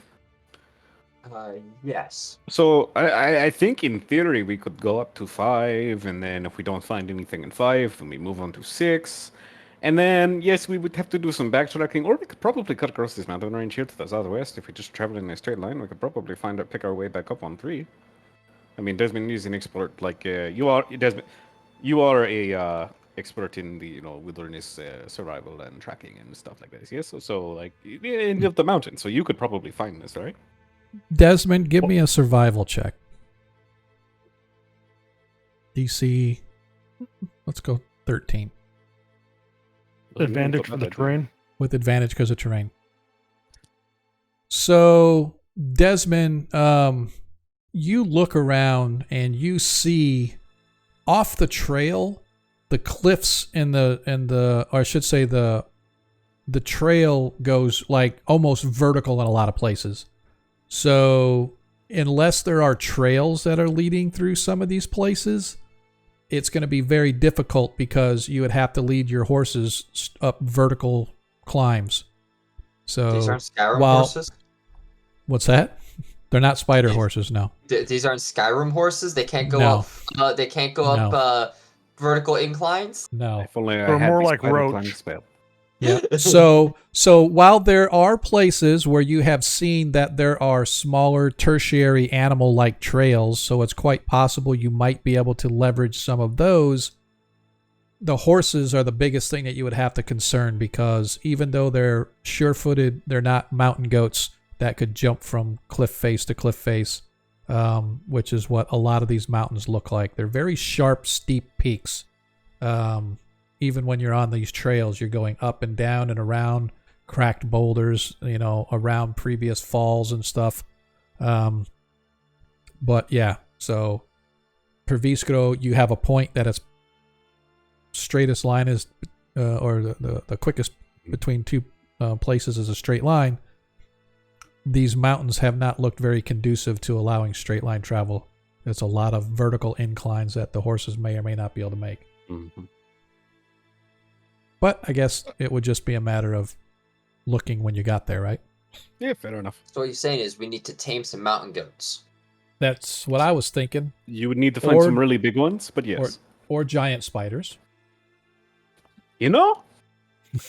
No, You know what? Let's we go have looking a for the local. Let's look for the local drow. Maybe they have some we can borrow. I think I need to make friends with a high-level druid. I think that's what I need. That's what I need. We should have dragged that druid we met all the way back by the elves. Yeah. Just had him come with us everywhere so he would eventually level up, and then we can just get on to Cast Awaken, and it's like, hey, we have spider friends now. How do we keep you around? You heal and give spiders. All right, where to? Want to go What the north or fuck? south? North. I'm gonna head north. All right. So the To the beginning north. of the beginning of the 11th day, or no, the beginning of the 8th day, Wheel Sun 14.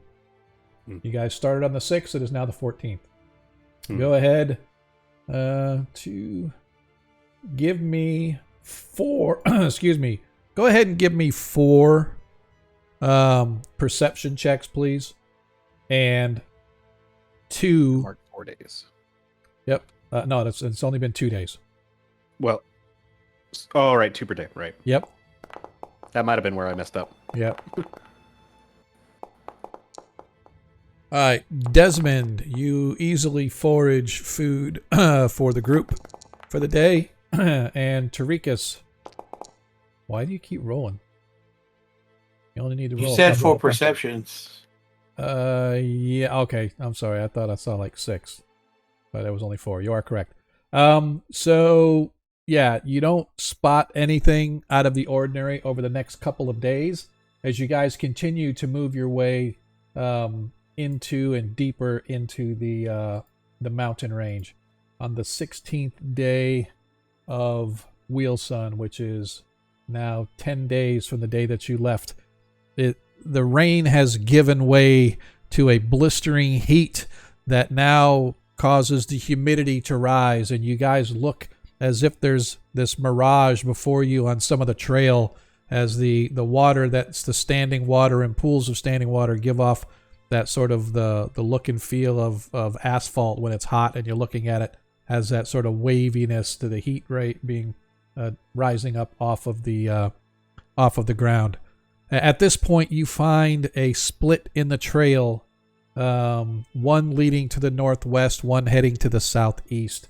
So far, the map that you have, that you've been using, seems to follow what you've been discovering along the way. Does it look like to be any missing trails or strange things? It's all been fairly quiet and fairly normal.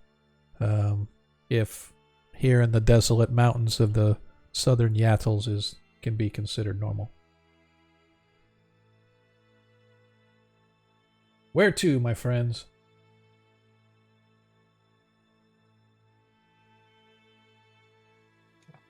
I guess not. We keep going north. I'm gonna continue moving north. All right. Go ahead and give me 2 more perception checks. Technically east due Yeah. Back in a day. Yep. And one more survival check. Yep, and 1 more survival check. All right. As Tarikas, keeping a sharp eye out, doesn't notice anything off the top of his head. However, could I please have somebody roll a d20 for me? I'll roll again. Okay. Oh, no objections. Okay. Oh, okay. Spartan's like, no.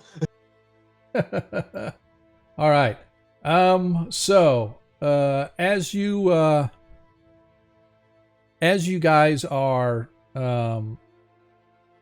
coming around the coming away from that split, the trail in front of you begins to sort of slope downwards as if it's heading toward this valley. And as you come around the bend and kind of see this, something catches your attention that you're like, uh-oh. Perviskro, you get word from your eagle, and Nilo, you get word coming back from Raldo that there is a large band of elves coming in your direction. And when they say large, they mean a large band of elves. Where is it? There we are. What kind of elves? Not really sure. Can I see them through my eagle's eyes? Yes, they look to be normal elves. Like you're not sure, but elves that like live in the mountains and stuff. Got it. But this is about half of them that I'm displaying on the map. There's a group of, they look to be led by a couple of leader elves. The rest of them appear to be straight soldiers with bows, arrows, swords at their hips. They be iron elves? Huh? Gray elves. Gray elves, sorry, my bad. No. He got it. Yeah. Let me see. There's 4 too many tokens on this map, by the way. Oh yeah. Oh man. That was I put them on there before they died, so yeah, I'll have to take them off. He's just rubbing his face. My face. I couldn't resist that. Yeah. I couldn't resist. I'm gonna look and see if they even give a any real description other than there's a whole bunch of them here. So give me just a second.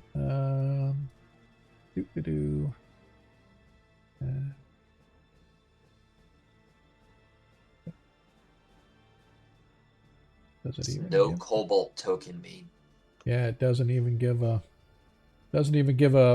description. It just says, "Hey, there are." Let me give the. I like those tokens you used. It's Yeah. just a blank face. Yeah, well, you know something, I didn't want to take time to try to. Why doesn't it? It's like it tells them on the encounter. That's a lot of elves. Yeah, It's there just a lot of are. elves. Yeah, there's roughly like 50 of them. 50 elves. We just on should the road. probably try to find a place to like hide, just get out of the way, like just in case they're not friendly, you know. See So- those big rocks right there that hide from the road? Probably there. Yeah, let's Yeah. do that. Okay, so you guys can try to hide. Go ahead and give me a I guess stealth. Check. Yeah, everybody. Does give anyone me have a spell that would make us harder to find? I have passed without trace. Hey, But would elves you are like- usually goodly folk. I don't see a reason to particularly hide from them. I mean, might if you even want be to go willing to talk with trade. them, that's fine. But it's just we're very outnumbered in the wild land. I don't. If they feel like we're trespassing, this could be an issue, and I'd rather not deal with it if we don't have to. Okay, We catch it though while we're hiding. I can also technically see through my dragon. Do I recognize the outfit of any of these elves? Do they look like my family elves? No. No, okay. Yeah, I don't recognize You're those probably they're probably like high elves of some kind, whatever. They're not dark skinned, obviously.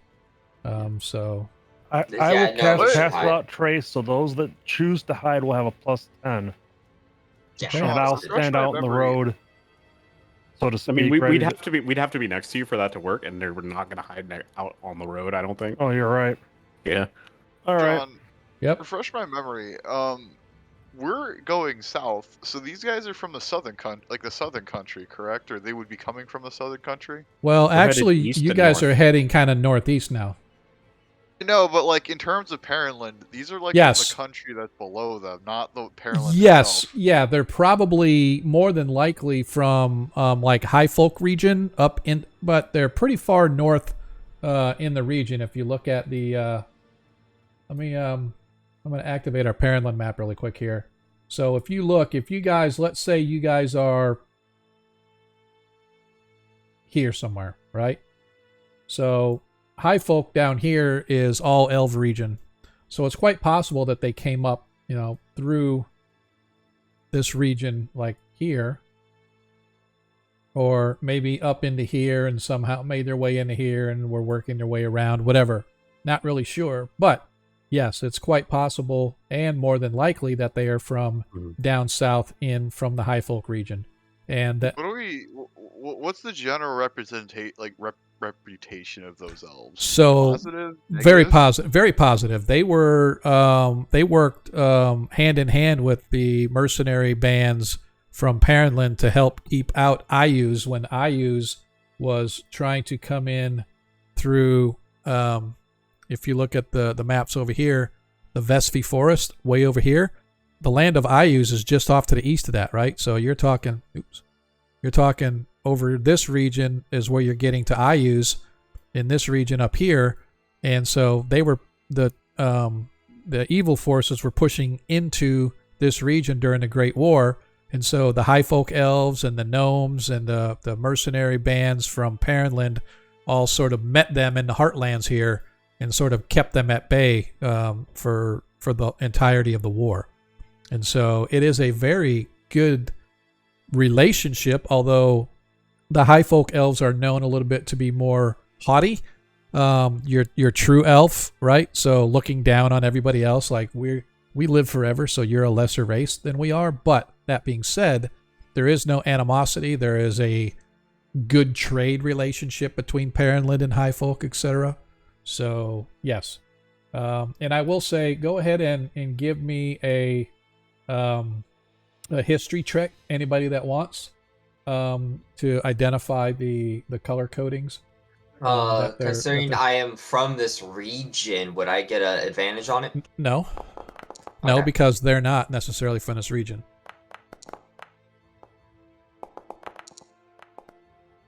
So, of course, the Outlander knows. So most of you guys don't recognize, but Praviskro, you are, you definitely recognize that these elves bear markings of some of the mountain patrols that the elves sent during the war. And you actually had seen them moving in and out of the passes in the High Folk region as you moved from south up into Parentland. You came through that region. You remember seeing soldiers bearing those sort of same colors. And they're coming off of side trails and tertiary trails. They're not necessarily come off the main trail.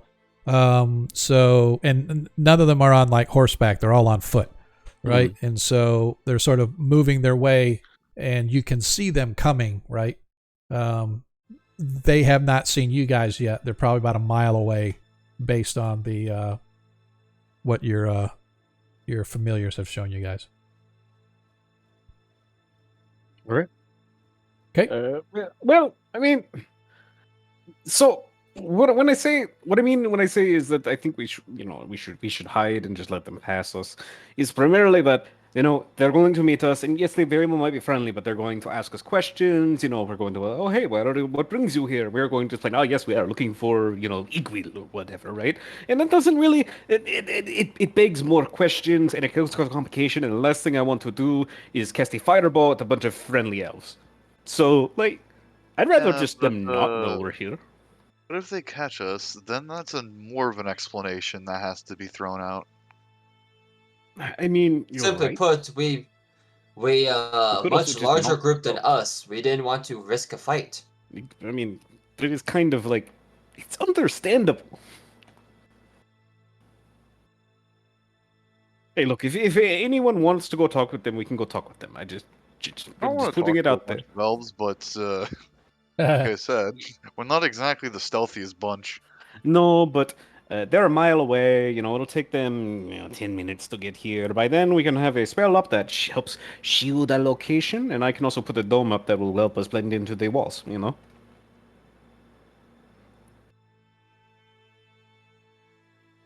It's up to you guys. You tell me what you want to do. You've got Looks about like we're hiding. 10 minutes. Okay. Go ahead and Okay. go ahead and give me a stealth check with a plus 10. Nice. Uh,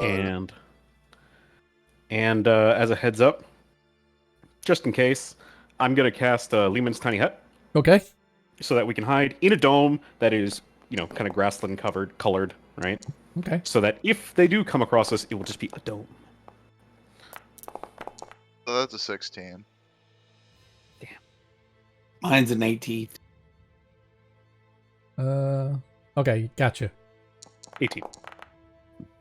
All right. So 18. All right. So Don't you have disadvantage, Paviscro? I wrote it with disadvantage. Okay. Yep, you did. All right. Now let me. Our lowest is a 16.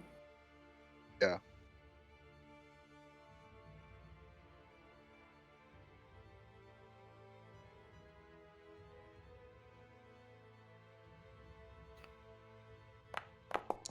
All right. You guys watch as you move off to the side because these trails are still kind of wide, and Desmond casts his Pass Without Trace at the same time. Liam's hut sort of forms over the top of you guys, and it sort of blends into the rock. Looks just like rockiness on the outside with some bushes and shrubs. It takes about 10 to 15 minutes for the entire group of elves to move their way past you. But miraculously, you guys are not spied. Nobody notices you. And they disappear into the distance back the way that you guys originally came.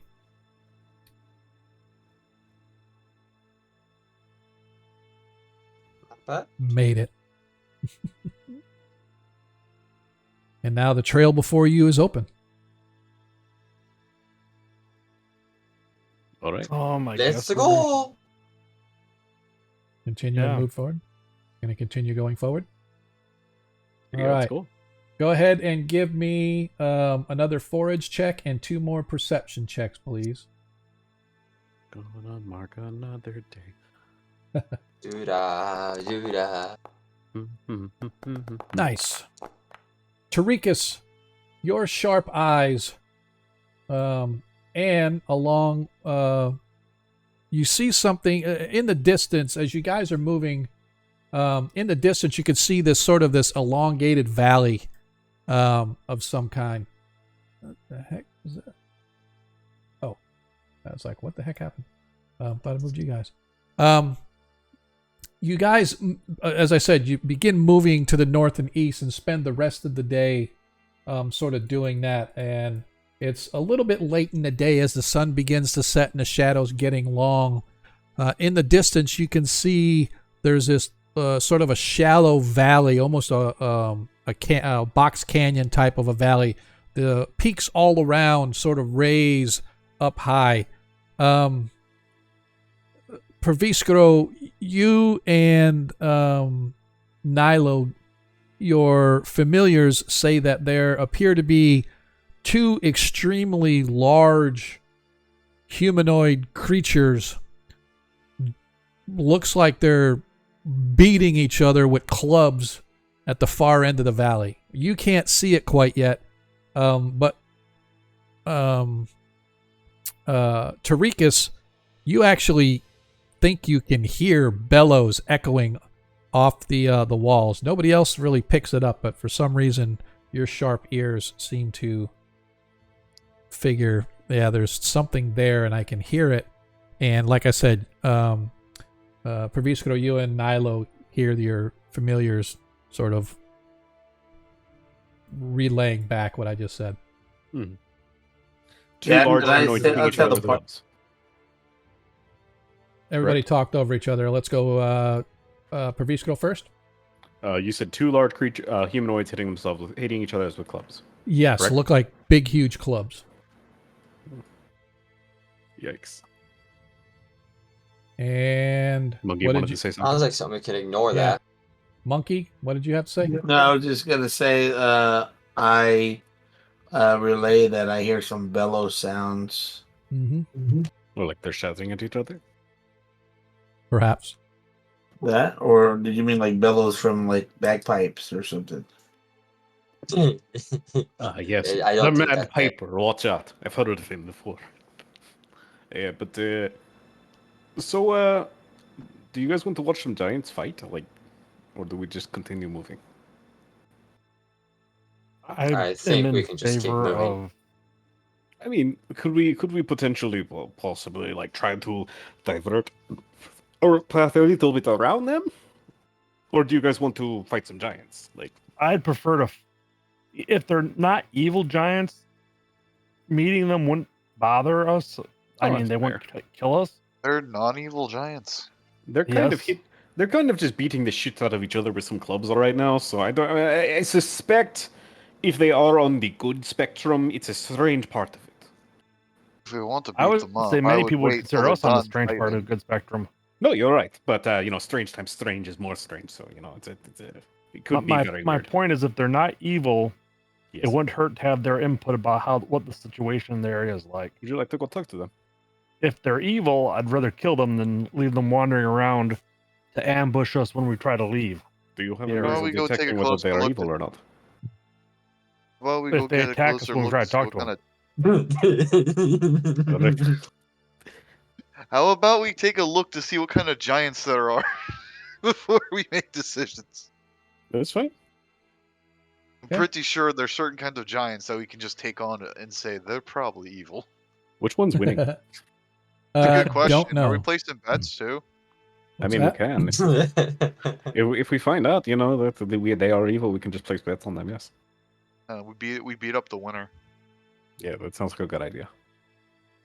All right. So, you guys begin to move your way. The path winds through the giant boulders of this trail you guys have been moving along that rise like a forest of immense canine teeth. Most of the rocks that you're in right now are smooth, but some show evidence of battering, for shards of stone lie littered on the ground, and smaller round boulders are scattered here and there. Between two of the larger stones, up ahead, you can see this large open area come into view. The open area is unlike any area previously encountered in the mountains by you. Smooth and almost completely free of either rock or plant life, the clearing itself is easily a couple 100 feet wide, couple 100 feet long. Excuse me. The ground looks to be made of crushed stone, packed so tight that it's almost solid, and a stone hedge surrounding it, towering some 15 feet tall in places. In several places around the outside wall stand neat little piles of round stones several feet in diameter. At the far end of this arena are several tooth-like rocks. Some are set on their base, others are lying down on their sides. And you can see two huge stone giants tossing a large boulder back and forth across the clearing. And from what you can see, the trail you're on ends here. It does not appear to exit anywhere on the backside of the canyon. As soon as you guys sort of arrive, oops, wrong one. The giants sort of look and they spot you. You can see that they've got clubs, and it appears that whoever loses whatever gets smacked with a club for losing. And the other bellows in laughter as his compadre loses. You can see the game that they appear to be playing is they take a huge boulder and they roll it and they try to smash all of these stone rocks that are standing up. And whoever wins gets to smack the other with a club. However, as soon as you guys are spotted, one of the giants slowly sort of swings his arm around and points to you, looking at his companion and saying something, and his companion sort of bellows in laughter, grabs a huge boulder, and rolls it in your direction. Well, So he's going for a strike. I see. Is it safe to say that they're not good giants? Well, it's safe to As say it they're comes, attacking us. as it comes rolling, as these huge boulders come rolling at you, I need everybody give me a dexterity saving throw, please. I have a question. Yes. Would you say this is maybe a 2-ton boulder? I would not say that. I would say a couple 100 pounds maybe, but not a big tonnage. Okay, I would like to put my immovable rod in front of me and just click it on, and then just let it sit there. Okay. All right. That's funny. All right. All right. As you guys are standing there and this boulder comes blasting at you guys, you all scatter to the four winds except for Paviskro, who slams his immovable rod and sticks it in the ground, pushing the button so it doesn't move anywhere. The giants begin laughing. Suddenly, the boulder strikes a set of rocks right near you guys, but not you. But right near you guys, it strikes another set of these rocks that were set up on this side of the little valley, not the other side that you saw them originally. So apparently they have two lanes that they're bowling against, and the rocks smash, sending them and shatter everywhere, tucking and rolling. Ragnar, you suffer 1 hit point as you scrape your knee trying to scramble out of the way. Other than that, nobody suffers any damage as the giants roar in laughter, going to pick up another boulder, getting ready to roll towards you guys again. What do we want to do? Oh, we're still betting on them. No, we're betting on us now. I like those odds. She's going to. Wait. I have a clarifying question. Yes. So they threw at something near us, but clearly not with an intent to hit us. Apparently not, but they thought it was hilarious as hell that you guys all went ducking for cover. All right. Then never mind. Yeah. So does it look like they're about to attack us now that they've, done that? No, it looks like he's getting ready to roll another rock. Okay. I hold up my hands and call out. Let me make sure. I think I speak Giantish, but I want to make sure. As the giant is getting ready to throw the boulder, he sort of stops and slows, and they just sort of stand there looking in your direction. I don't speak Giantish, but I'll try Dwarvish. Okay. Hello. How are you, good sirs? Give me uno momento, just because as a DM I don't know everything.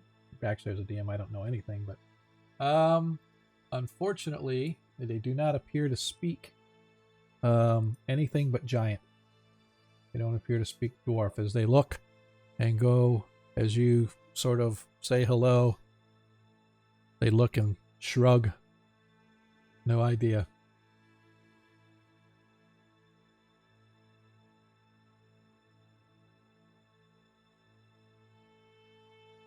Anybody else speak giant?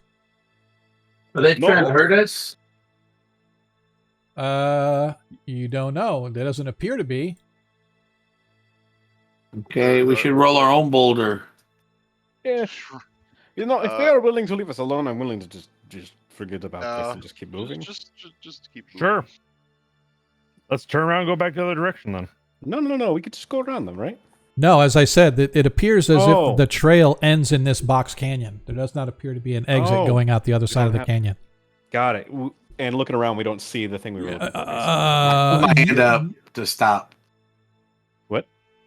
I'll hold my hand up to have them say, like in the motion of stop without talking. And as they did, as you guys appeared and sort of put your hands up, the one giant sort of had the boulder in his hand. He was getting ready to throw it again. He sort of stops and looks at his companion and looks back at you all. And then Desmond stepped up in Dwarvish and tried to say hello, but they don't appear to understand. So obviously they don't speak Dwarf. But yeah, as you look, you could probably walk around the edges of the canyon. It'd take you the rest until the sun went down. You got about 2 hours of daylight left.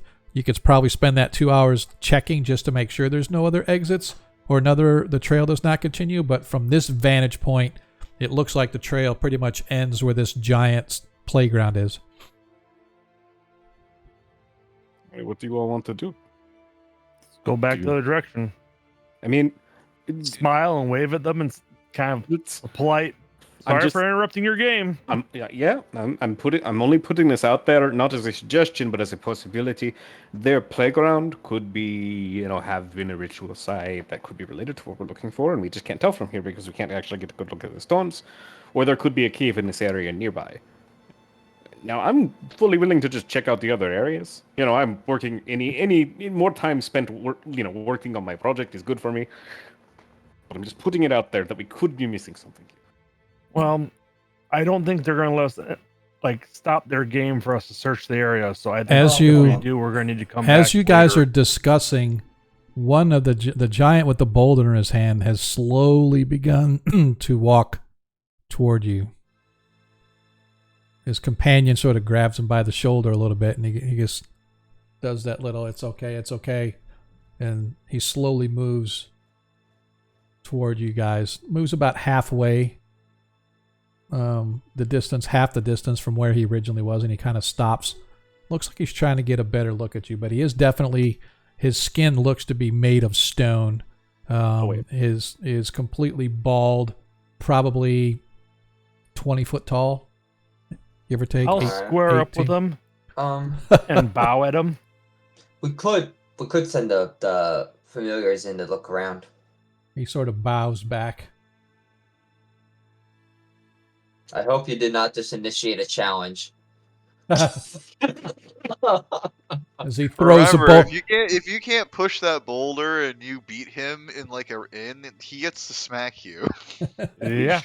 We should be on our way if we are going to be on our way. I'll give a polite wave goodbye and we can head the other direction. As he sort of waves, and he turns and heads back to his companion. What a nice gentleman. Those guys are funny. Did you see them run? I want to do it again. All right, so you He guys was speaking Tragolite there for a second. You guys spend the last of the day going back about a couple 3 miles before you end up making camp. Spend the next morning. Give me give me 2 perception checks and a check for foraging, please. All right. Marking a day.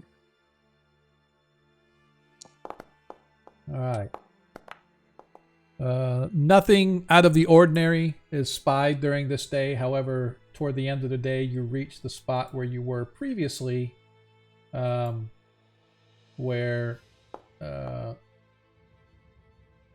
trail bends back down to the southeast, or you can continue heading back west the way you were before.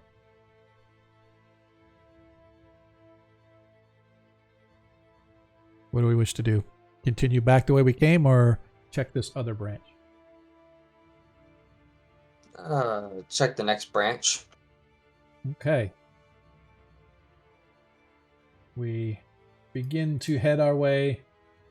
Let's see. 1, 2. Give me 4 checks and 2 forages, please. Okay.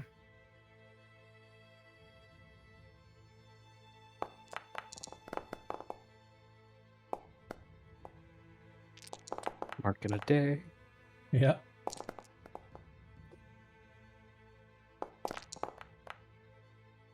All right. Perviscro. Not Perviscro, but Tarikas. Roll a d20 for me, please.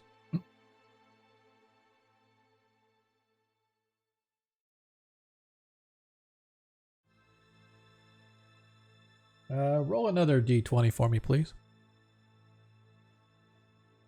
All right. As you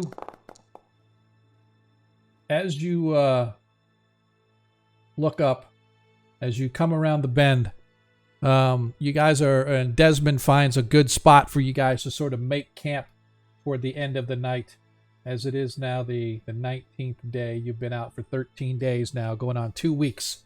you have been traipsing yourselves around this forlorn or this barren or this wasteland in the high mountains in the sharp peaks of the southern Yatzels.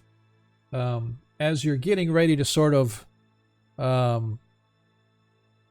make camp for the night, Tariq, as you just happen to glance up, something catches your eye, a shadow almost, that sort of passes overhead, and as you look, suddenly you see 6 giant eagles swooping down at the party. Oh. But this is a thing. Just imagine you get I like sing the to horror game them. of like you just see the eagles dive in and they just split your familiar down the middle. Quick, It Tabistro, falls Jesus. down like a speak it to camera. your staff. What? And that Speaking is to your where we're staff. going to end tonight's session.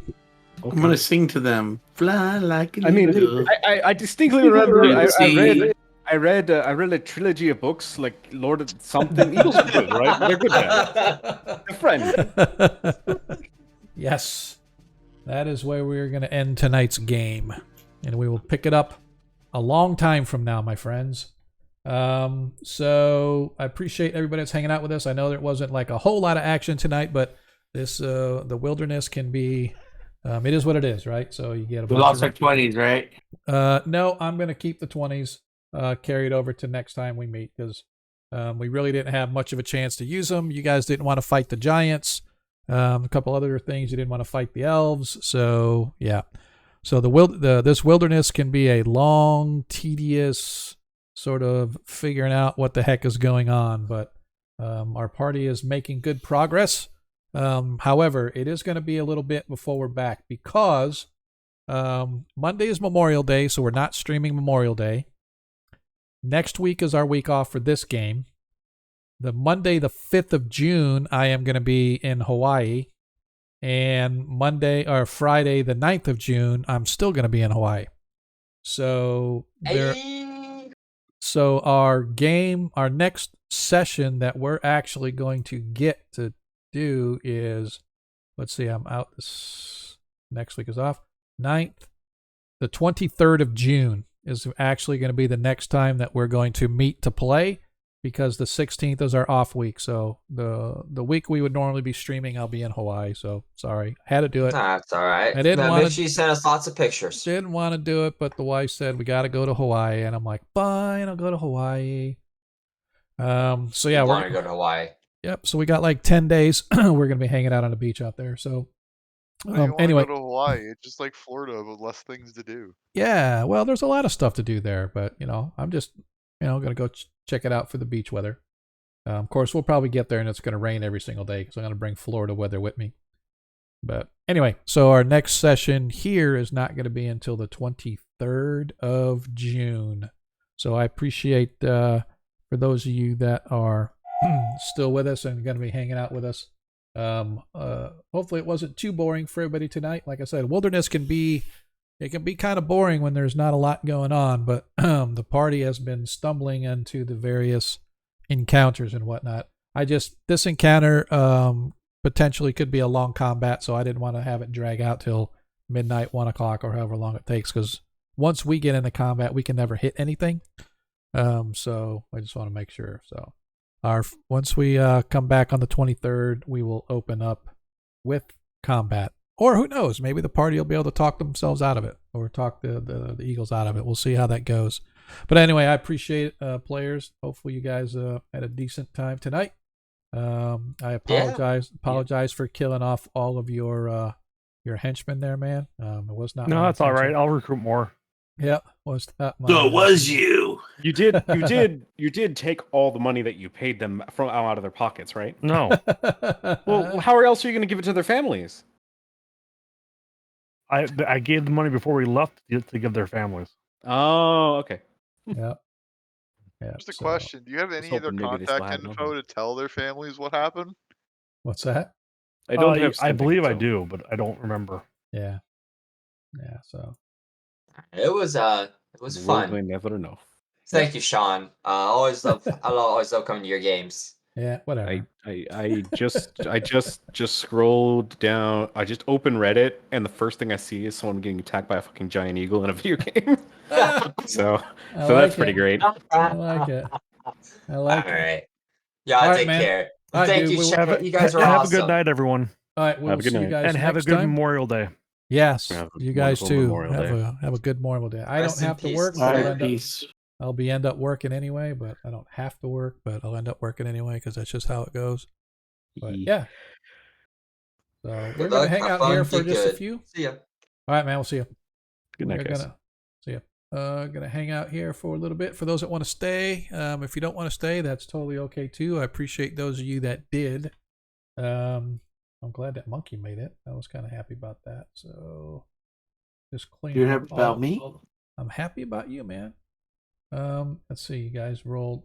I have to double check. You rolled. That was the 6 on 1. We did. Oh, I forgot. We did the 2. Did we do 2? Yeah. Uh-oh, did I screw that up? Sorry, I'm just talking to myself. There's actually a list of wilderness encounters, and so I just make sure that we don't duplicate the different ones. That's that all we roll. cool. So I think number 1 is what, Umberhawk, and number 2 is no, we actually Family of Umberhawks. We did a 2. We did the 6 because that's the Eagles. And we did the what was the other one did? Oh, the elf band. So we did 2, 6, and 18. So I just need to keep track of these just so that next time when we come back, I'll make sure that we don't roll the same one because there are a bunch of random encounters. I'll let you guys roll so you can tell me. A lot of guys, when they look at this adventure, and this is actually kind of a tough adventure kind of to set up sometimes because the original version, they said, hey, here are 5 or 6 major areas. Here's all of the random encounters. Take these random encounters and make 6 of them not random and take them off the list because no matter what. So that way, every time you do this adventure, you can change around. Oh, instead of the first encounter you guys did was the hermit, and instead of the hermit, I could have made it the giants, or I could have made it the elves, or I could have made it whatever I wanted it to make it. But I just let you guys roll, right, for random stuff. But like I said, there's these 6 ones that they recommend. Oh, we recommend that you take this encounter, this encounter, this encounter, this encounter, and put them somewhere as fixed encounters, and then the rest of them will be random. So that's kind of what I did. And then other people, I was really thinking about just rolling it for myself and saying, okay, this random encounter is actually this one. That random encounter is actually that one. So that way it's automatically there. And you guys don't even have to roll. And I think I'm going to do that for next game. So you guys don't even have to roll. It'll just be set up that way. When you guys get there, it'll be, oop, that's the random encounter that you're going to get. Poof. That's what's going to happen. So anyway, it was a decent game. Like I said, it was kind of slow because it's wilderness, and a lot of searching, foraging, kind of looking, dice rolling to see if you spot things, to see if you don't spot things. But this one, in a real game adventure, this particular one, the wilderness can take a while. So I'm expecting at least 1 or 2 more sessions before the party actually hones in on their goal. So hopefully you guys will be with us when you come back, or when we come back. Like I said, normally we would be streaming this coming Monday, but it's Memorial, so last session we decided we're just not going to stream. And then the week after that, from basically the 31st till the 11th, I'm going to be in Hawaii, chilling on a penthouse suite with the wife out on the beach because she's never been to Hawaii. I haven't been to Hawaii since 1998, so I'm kind of stoked about going. So hopefully you guys won't forget about us. You'll see us when we come back, but in the meantime, I am going to kind of figure out Who do we want to raid tonight, right? So is anybody on that we even know? Wow, there's a bunch of people out there. Look at there. Let's see. The Lollygaggers, Casters, Cave Geek, Dice. Wow, I'm gonna have to go to my stream, go check us out, and see who I want to. Get rid of that. All right, let's take a look and see who we want to raid. So, anybody got anybody in particular that you would think we should want to stream? Let me go. I have to get into my mod mode. There we go. Get into mod mode and we can see. All right. Dead Aussie Gamer. Haven't seen him in a while. Phoenix Wiki. Let's see what they're doing. Let's check them out. They are doing Candlekeep Mysteries. Hoo-hoo. And they're doing a giveaway. Oh, you know what? I think I forgot to change the title in the stream. That's so me. So that's okay. As soon as it gets through the commercial, I want to take a look and see what they're doing. But Candlekeep Mysteries, that's kind of a good one. Who else? Cave Geek Art, Dice Cream Sandwich. I don't think I've seen those guys. You named other ones I already have, so. Yeah, I'm just kind of looking. All I have is piano streamers and music streamers, art streamers. Right. So I'm just kind of looking at some of these folks. Some of my usuals aren't there. Magic RPG, they're pretty good. Swole Initiative. I'd like to get some of the smaller guys. Let's go. What about Casters and Castles? I think those are the ones that I do. They are on a break, it looks like. So I'm not sure how long. It just says they'll be back. Not really sure. Man, still got commercials going on over there on Phoenix Wiki. What's up with those guys? They're trying to earn their living, I guess. Is that what it is? All right, there they are. Don't think so. Who should we? Tell me, Monkey. Who should we raid? Who's Phoenix is on my list, so oh, you know what? Let's go with Dice Cream Sandwich, man. Let's go with Dice Cream. Those guys are pretty good. So we're gonna go over and we're gonna raid Dice Cream. See if I can find them on here. There they are. So anyway, as a reminder, last time I know you all heard us, and I've said it 1,000 times, but we do not stream Monday, and we aren't going to be back with this stream until the end of June. So we're going to be gone like 3 weeks. So the hazards of having an every other week stream. I apologize in advance for that, but we'll be back at it hot and heavy. So yeah, my stream is still showing 1E One Shots episode 70. No, it's not. This is our Heroes of Kreistrich episode 49. So I got to make sure that I change it on a stream. But anyway, we're going to pop over to Dice Cream Sandwich. Make sure you guys give them lots and lots of love. If you haven't given them a follow, please do so. And just remember, in a world that you can be anything that you want, all we ask is that you be kind. We will see you guys next time.